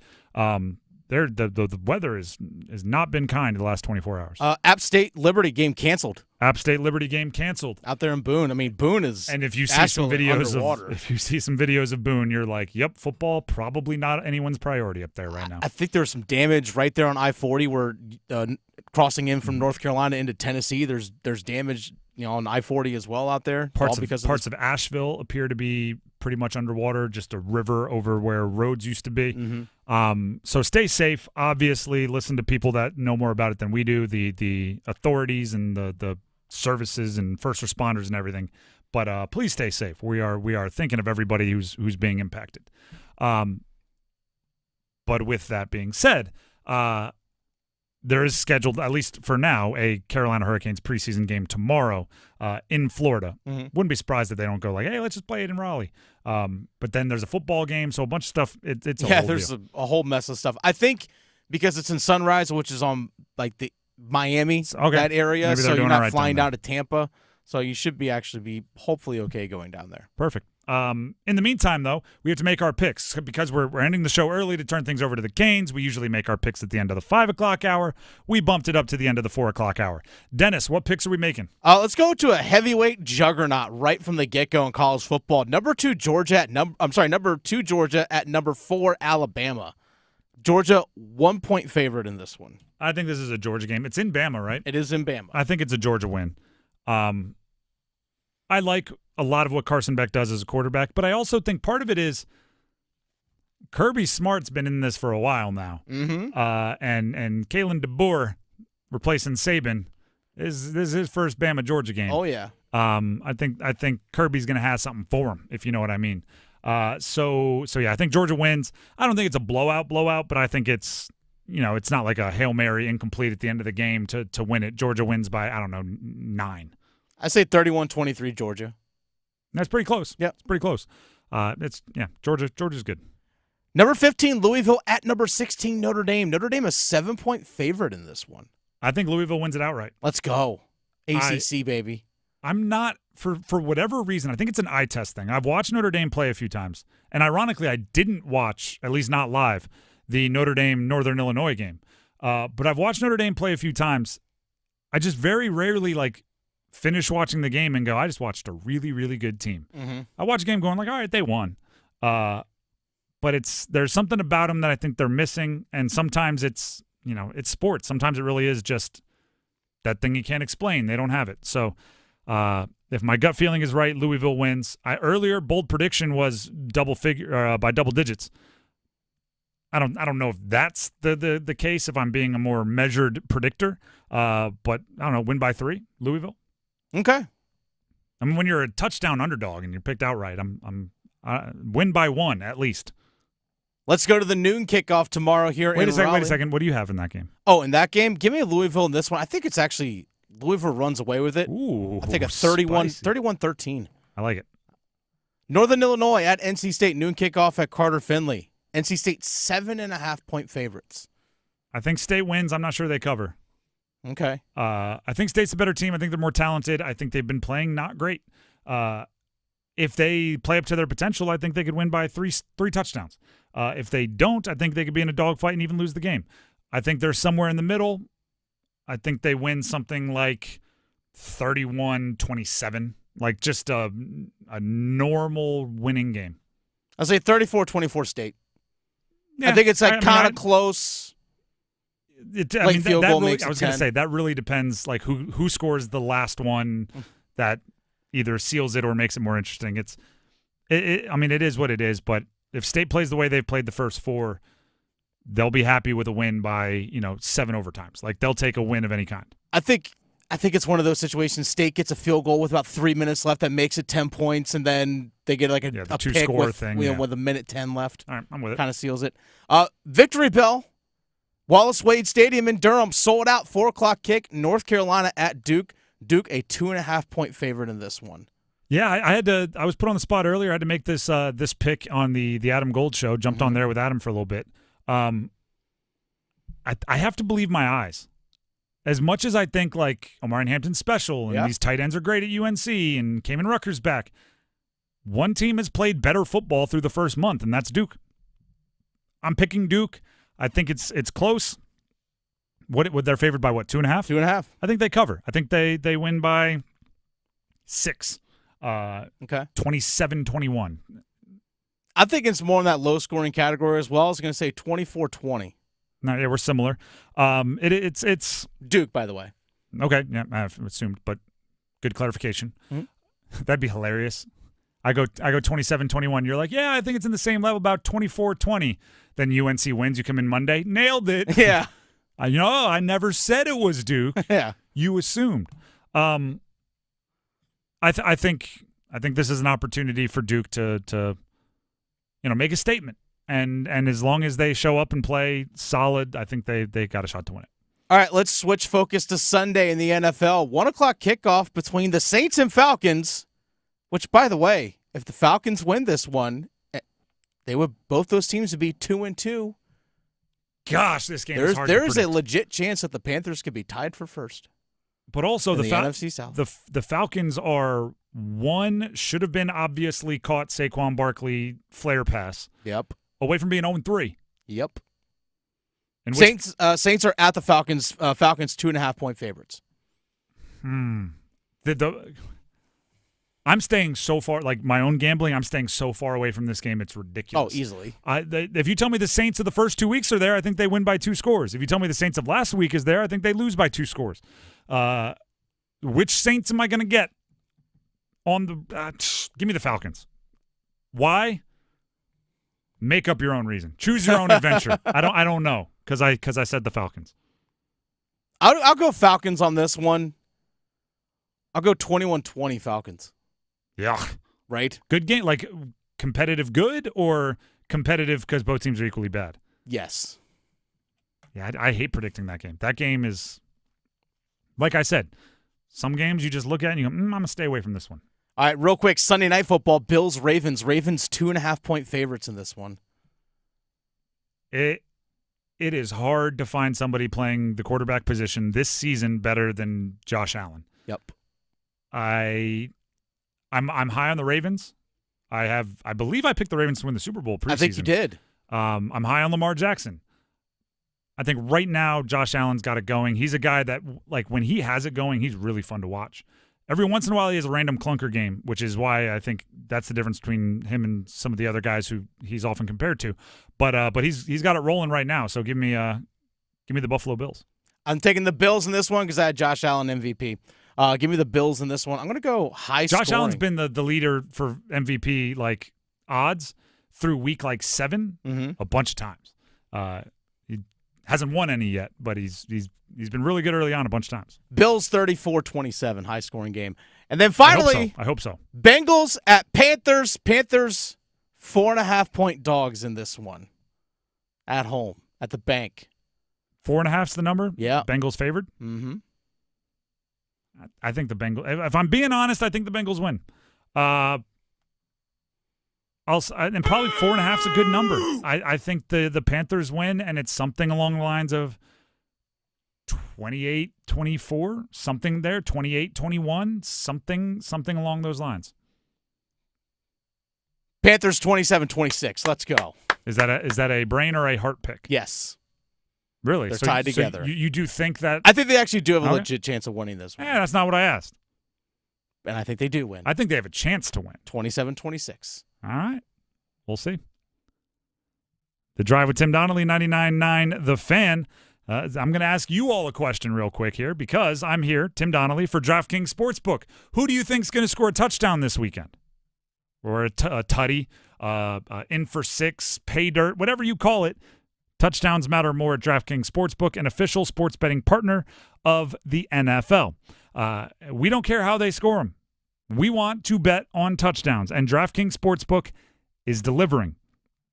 And if you're looking to place your first bet, maybe you could try betting on something simple like what I just described, which would be betting on a player to score a touchdown. Simply go to the DraftKings Sportsbook app and make a pick. If you are looking at that Panthers game against the Bengals and you are looking to bet on a player to score a touchdown, Zach Moss, the favorite in the game to score a touchdown, -145. Chuba Hubbard, the favorite of the Panthers, -125. If you want to make a little bit more money, get on the plus side of things, Deontay Johnson, +160. Andre Yoshivas, Punahou Academy, that's the high school he went to, +215. Even further down, we had three guys, myself and two of our contestants from our game earlier today, pick Xavier Legette. He's +300 to score a touchdown. So there are a few options for you there.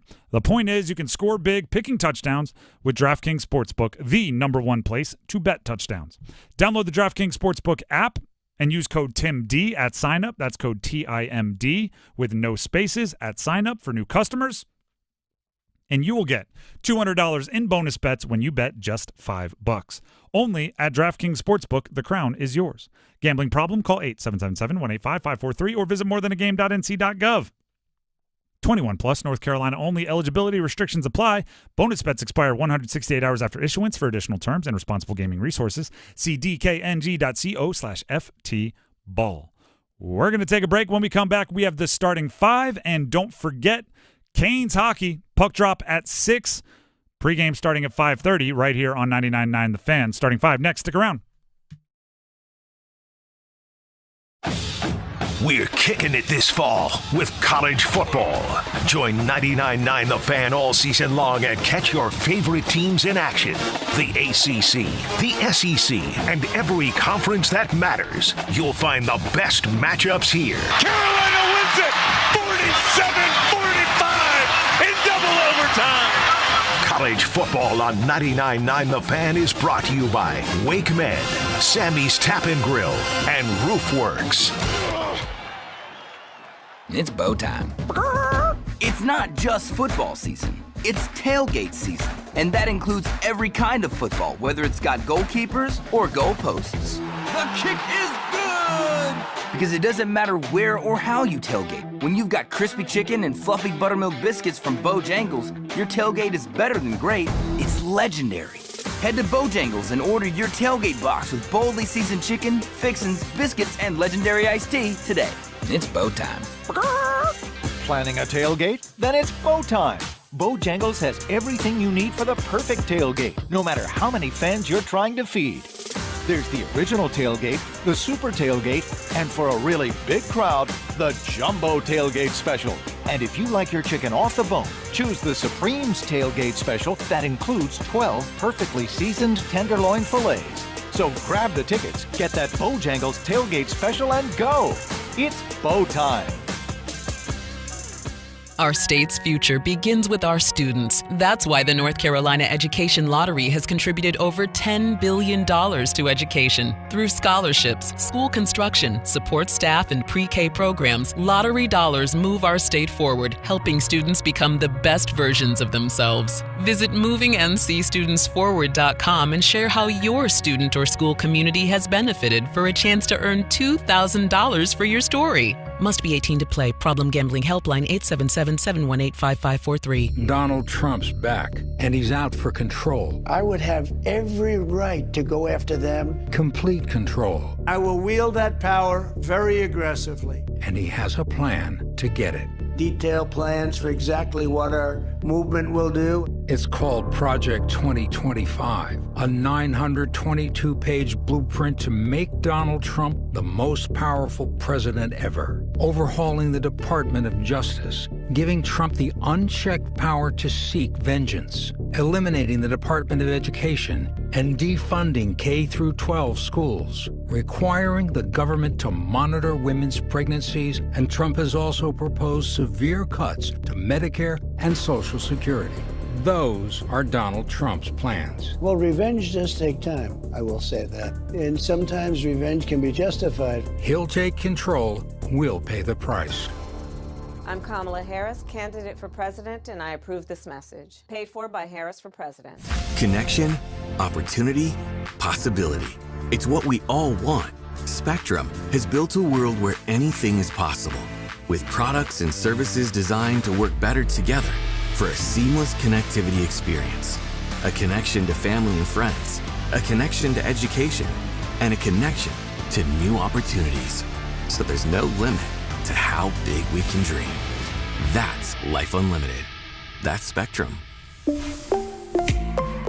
Prescriptions require an online consultation with a healthcare provider who will determine if appropriate. Restrictions apply. See website for details and important safety information. Subscription required. Price varies based on product and subscription plan. Hey guys, did you know there's a generic form of Viagra that works just the same, but is 95% cheaper? And you can get it online? Go to hims.com/joy. Through Hims, you'll get a free medical consultation, discreet shipping if prescribed, and the process is 100% online. To start your free online visit, go to hims.com/joy. That's HIMS.com/JOY. This hour of the Triangle Sports Leader is powered by Ritchie Law Firm, Raleigh's injury lawyers. Bounces his way into the end zone. Touchdown! Visit GotBrian.com. That's GotBrian.com. WCMC HD1 Holly Springs. Take us with you on radio, web, app, Alexa, and YouTube. 99.9 The Fan, the Triangle Sports Leader. Good afternoon, everyone. I'm WRAL meteorologist Mike Mays. Now that Helene is out of here, we have a small chance for a spotty shower this evening. Mostly clear tonight, 67. Partly cloudy for your Saturday. It's a little less humid. It's been feeling tropical today. Saturday's high, 85.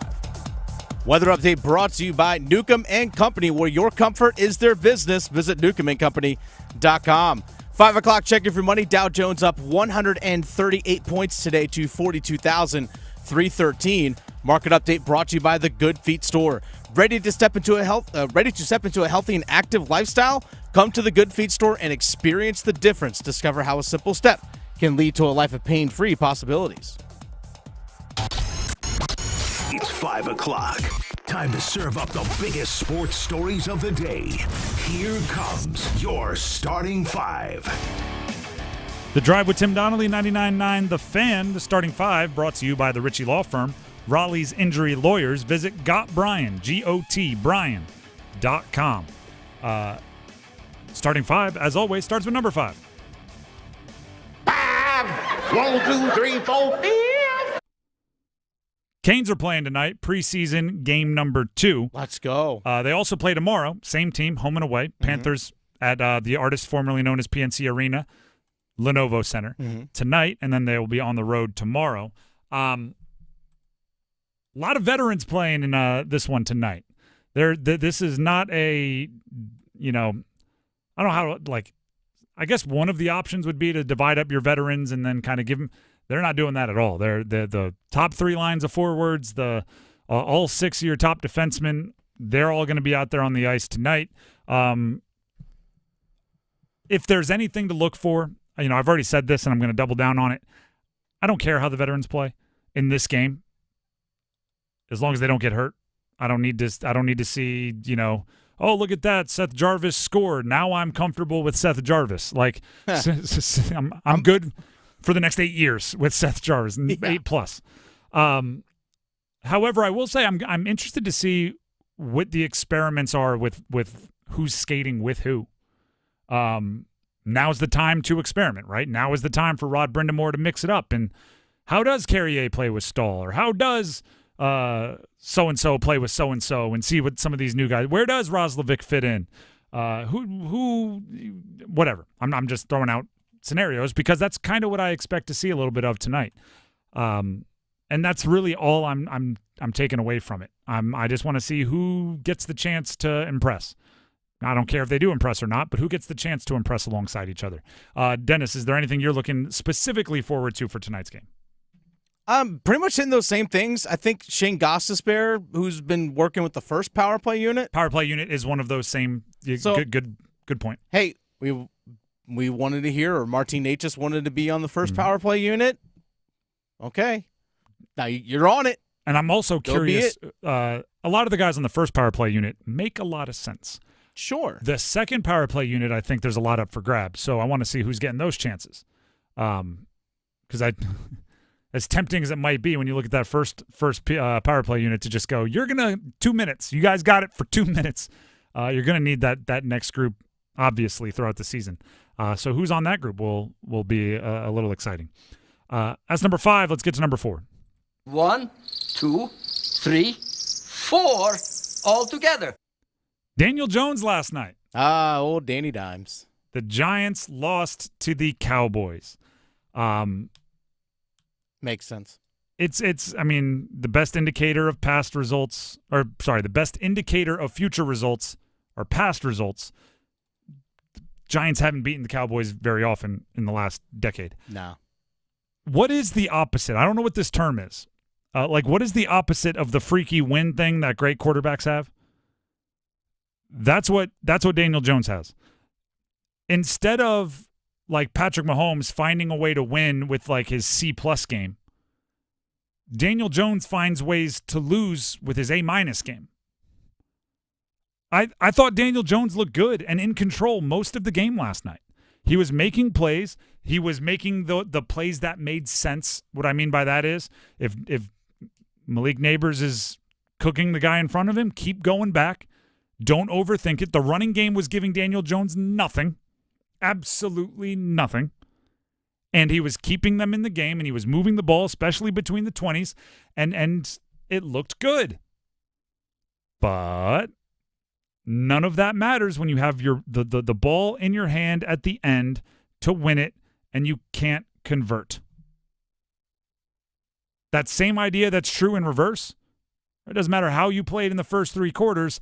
If when you have the ball in your hand with the game on the line at the end, you throw the touchdown to win the game, nobody's going to question your first 3 quarters. The same is true on the flip side. I thought Daniel Jones played well most of yesterday. And then today I'm hearing the jokes again. And when are people going to realize Daniel Jones is bad at throwing and he's not a good quarterback? And I'm going like, man, for most of the night I was going, he looks like a good quarterback. But when you lose the game, winning solves everything. Does that mean losing causes problems with everything? Like, is that the opposite? It's just right there. You're so close on nights like last night.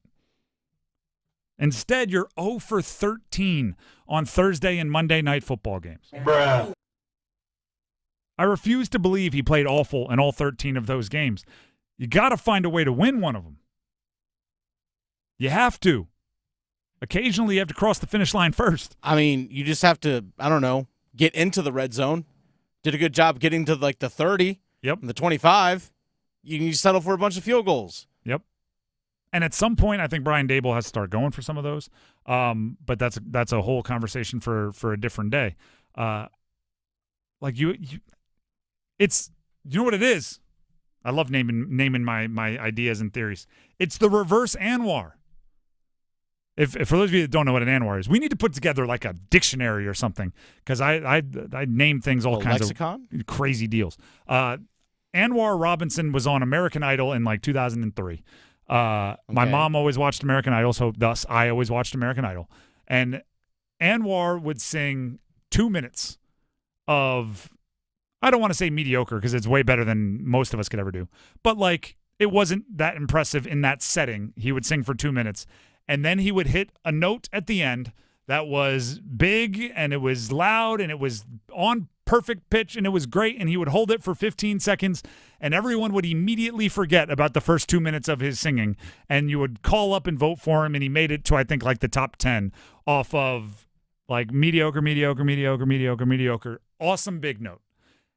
Daniel Jones reversed Anwar'd it last night. It was like really good, solid, grooving, like it, awesome, like the song. Bad note at the end. Yeah, all anybody remembers is a bad note. It's the reverse Anwar. And they couldn't run the football. That's on the rest. I think they had 24 yards rushing. Not going to get it done against the Cowboys. Also, Cowboys, and this might be fantasy football motivated, but also I think it's just good advice. If you throw it to CeeDee Lamb a bunch early in the game, and he dominates, and he has a 55-yard touchdown, and it's great, maybe you should keep throwing it to him. I don't know. Maybe you should keep going to the fast, elusive guy that makes the catches. That makes sense. Again, don't pretend to be a rocket scientist. That too. I definitely don't pretend to be a rocket scientist, which is, I think, what I said first. That's number 4. Let's get to number 3. NC State versus Northern Illinois at home, Carter Finley Stadium this weekend. You hope this is one of those games that Northern Illinois doesn't know what they're walking into.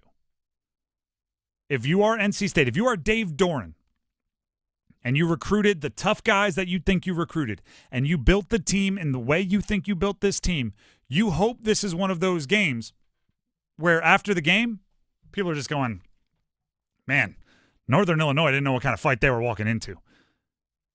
Because last game, it was obvious NC State, particularly on defense against Clemson, was not physical enough. They weren't, busting their tails effort-wise enough. And you hope that gets overcorrected. You hope if you watch film on Sunday and Monday and Tuesday of you getting manhandled, that you come into the next Saturday with one mandate. We are not letting that happen again. You might catch a pass. You might run for a touchdown. But you will not be the tougher team than us. Dave Doran talked about having a more physical practice this week, and he told the media about it earlier this week. It starts with being a physical bunch of guys, and that's, in essence, the DNA. It starts with physicality. And so that was preached and talked a lot about. Obviously, our opponent believes in the same thing. It's going to be a really physical football game. And so Tuesday and Wednesday were that. They were really physical practices led by the players. They did a great job pushing each other, competing. Did a lot of good on good this week to get the speed of the game that we need to do that. So definitely put the work in. I'm okay with some mistakes this week for NC State. I'm okay with, and by the way, like never to be intentionally dangerous, never with any kind of malice in your intentions. I'm okay with a few unnecessary roughnesses. You hit too hard, you hit too high. They need to be the more physical team. I want Jordan Waters like he ran in the fourth quarter against Western Carolina, where he was the man possessed on his first touchdown and he shook off 10 tacklers. I want, what game was I watching? It was maybe a Saints game. Was it Penning? Penning, maybe? I'm talking to myself here. I think it was Penning. He got a penalty for blocking through the bench, meaning he, as a offensive lineman, took the guy he was blocking through the sideline and ended up tossing him into like the bench where they sit. Now, you can't do that. You're not allowed to do that. Once you get him off the field, you can't just keep blocking him. But If somebody from NC State wanted to do that, I wouldn't get mad at him. Like, you got to show that the first 4 weeks upset you. You got to show that the giving up 59 points to Clemson made you mad. And the only way to show that is to show up and have Northern Illinois walk on the field like, all right, we're here to play a fun game. Let's go ahead and boom. I don't know where that came from. That's number 3. Let's jump to number 2. Just the two of us. UNC at Duke this weekend. Little rivalry football. I said Victory bell. Victory bell. Victory bell. Duke has not won this game since 2018, by the way. They've never beaten – I don't want to say never because way back in the day. Since Mac Brown returned, they have not beaten Mac Brown as the head coach of UNC. Listen. UNC. I said this earlier. I'll say it again. Give the ball to Omarion Hampton. Let's not overthink things if you're Chip Lindsey, the offensive coordinator of UNC. UNC's defense struggled last week. Is that an understatement? They give up 70 points to a group of 5 opponent that you paid $500,000 to play at Keenan. Yeah, it's an understatement. Your defense struggled. How do you help your defense? Keep them on the sideline.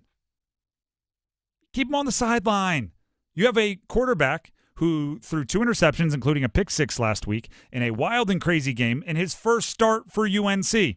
How do you help that guy? You give him a running game. You give him Omarion Hampton. Give the ball to Omarion Hampton a whole bunch. I said it earlier. Start with 27 carries. Then decide how many more you want to give.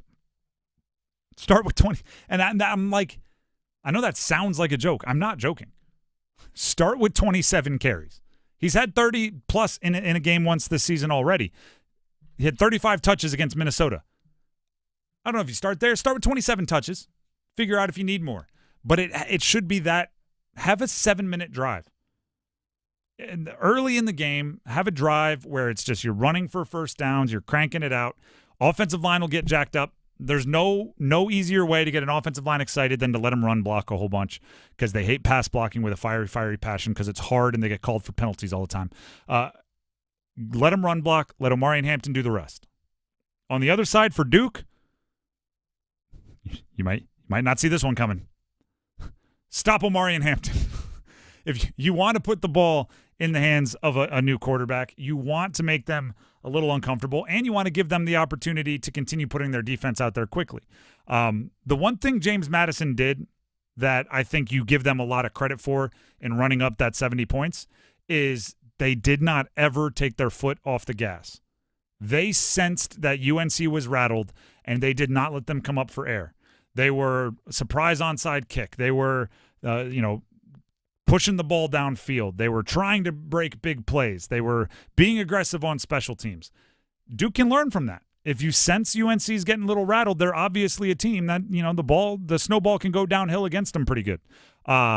Manny Diaz was asked earlier this week, how do you limit Omarion Hampton? And this is what Manny Diaz answered with.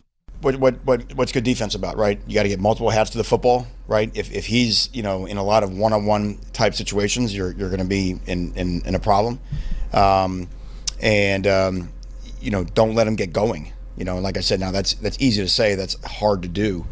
They do a nice job with pre-snap and post-snap motions to try to get your eyes in the wrong place to take it off of him. So it's a great challenge for our guys. But look, this is what. What we always tell our guys is that great players punish you for your mistakes. You're still in control whether you make a mistake or not, right? So if we can be where we're supposed to be and be gap sound, you have half a chance to get him. Now, getting him on the ground is the second part of the equation. Sounds easy. In practice is more difficult. Oh, yeah, it makes perfect sense. But I do think if you let by the way, role reversals all over the place. If you let Duke's offense get going, they can score some points. They're obviously not lighting up the scoreboard thus far this season, but I believe Malik Murphy has a shootout in his game somewhere. He's going to win some game this year, 41-32. He's got it in his game because he's throwing for a bunch of touchdowns, and he has Jordan Moore as a big play threat, and he has what is it? Eli Penkel. Am I getting that right? Who scores a bunch of touchdowns. They've got it in there somewhere. Again, you don't say this often. I think you want Duke's offense to be on the sideline as often as you can. There's been times, probably not in recent, like uber recent years, but there's been times where you're just like, nah, when Duke's offense has the ball, that's just a matter of time till we have the ball. Let Duke get it done. Or if you're UNC, keep them off the field with Omari and Hampton. That's number 2. Let's jump to number 1. Go one! Panthers host Bengals this Sunday. Joe Burrow, Jamar Chase, and the gang come to Bank of America Stadium to take on the newly featured Andy Dalton and the Carolina Panthers. Let's go. I mean, is it a second act? Is it a continuing act? Is it a encore? Is it a completely new show? How connected to last week is this week? Unfortunately for Panthers fans, I don't think much. I don't look at Vegas and see them built in a similar way to Cincy. I don't think, Andy Dalton's making his second start is as exciting or uplifting as, hey, Andy Dalton's making the first start. They just benched Bryce Young.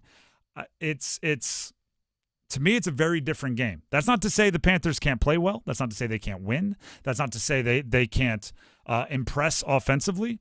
It's to say you're going to have to do it this week, meaning like last week isn't going to win the game twice for you. It's not like you're suddenly intimidating. It's not like suddenly the Bengals are coming into Bank of America like, oh no, what are we going to do against this high-powered Panthers aerial attack? They threw for 300 yards and 3 touchdowns last week and no interceptions. Oh no, this is a team that routinely squares off against Josh Allen and the Bills, Patrick Mahomes and the Chiefs in playoff games. Like the moment isn't going to be too big for them, even though they started 0-3. And this is as much of a must-win game as you can have in Week 4 of an NFL season for a team that was expected to contend before the year. This is a very different game than last week, but it is one where some of the same things are going to work for the Panthers. Right? Like my coach used to say, what are we going to major in? Right? Because we were college kids at the time. So he would say, what are we going to major in? And that just meant like, what's your focus? What are we going to do every week? Right? If you're a theater major, every year you have a couple theater classes. You might mix in a math, a science, right? You need to get your Rocks for Jocks geology class in there. Might mix in an elective you're interested in. But what you major in, you're going to take those classes every single semester. So what are we majoring in is, what is our offensive game plan going to have in it every single week? We might mix in some, some change up, some new plays each week that are specific to the competitor. But what are we going to major in? What's going to be in our game plan every single week? For the Panthers, you better have a lot of Chuba Hubbard, especially until Jonathan Brooks gets back. You better be willing to run the ball, control the action a little bit, find a way to get him going downhill and in space. You better have Deontay Johnson in every game plan. That's not to say he's always going to have 122 yards. Unless you're going to do it. But also, you need to make the defense respect him as somebody who might have 122 yards any given game. The CeeDee Lamb deal, CeeDee Lamb last night, if you watched the game, he had the 55-yard touchdown catch. After the game, Dak Prescott's being interviewed by the Amazon crew, and he goes, the one time they played single man-to-man on him, we got the touchdown. That's how automatic it has to be for a number 1 wide receiver. If it's ever one-on-one man-to-man, you immediately test that with a deep ball. Like the way Dak said it, and I didn't watch like the all-22 game film. He said the one time they singled him up in man-to-man, they threw a 55-yard touchdown. If Deontay Johnson might not be CeeDee Lamb, but if he has one-on-one man-to-man, decision made. Andy Dalton. That's where you're throwing it. We know Andy knows how to do that because he had A.J. Green back in the day, and A.J. Green had those rules. So Deontay Johnson singled up, you go to him. Those are the things you major in. how else you want to attack Cincinnati's defense. That's why you pay Brad Idzik, your offensive coordinator. That's why you hired Dave Canales. They have to find the things that they're specifically kind of vulnerable to. But the things you major in from last week to this week are the same. The things you focus on from last week to this week are the exact same. Run the football, Deontay Johnson. Other than that, let Andy Dalton and the crew figure it out. The Drive with Tim Donnelly, 99.9 The Fan. We're getting out of here a little early on a Friday, but that's because you all get to enjoy coverage of Carolina Hurricanes hockey. Adam Gold will take you to the pregame show at 5:30. Puck drop scheduled for 7 between the Carolina Hurricanes preseason Game 2 and the Florida Panthers at the Lenovo Center right here in the Triangle in Raleigh. Looking forward to seeing a lot of the stars, if you will, for the Canes on the ice tonight. We'll be back on Monday at 3 o'clock to recap the entire weekend, that is, go over our predictions and see what we got right, what we got wrong. Please subscribe to our YouTube channel, 99.9 The Fan. As always, thank you to Dennis for keeping us up and running this week. We'll see you on Monday. Until then, have a great weekend, everybody.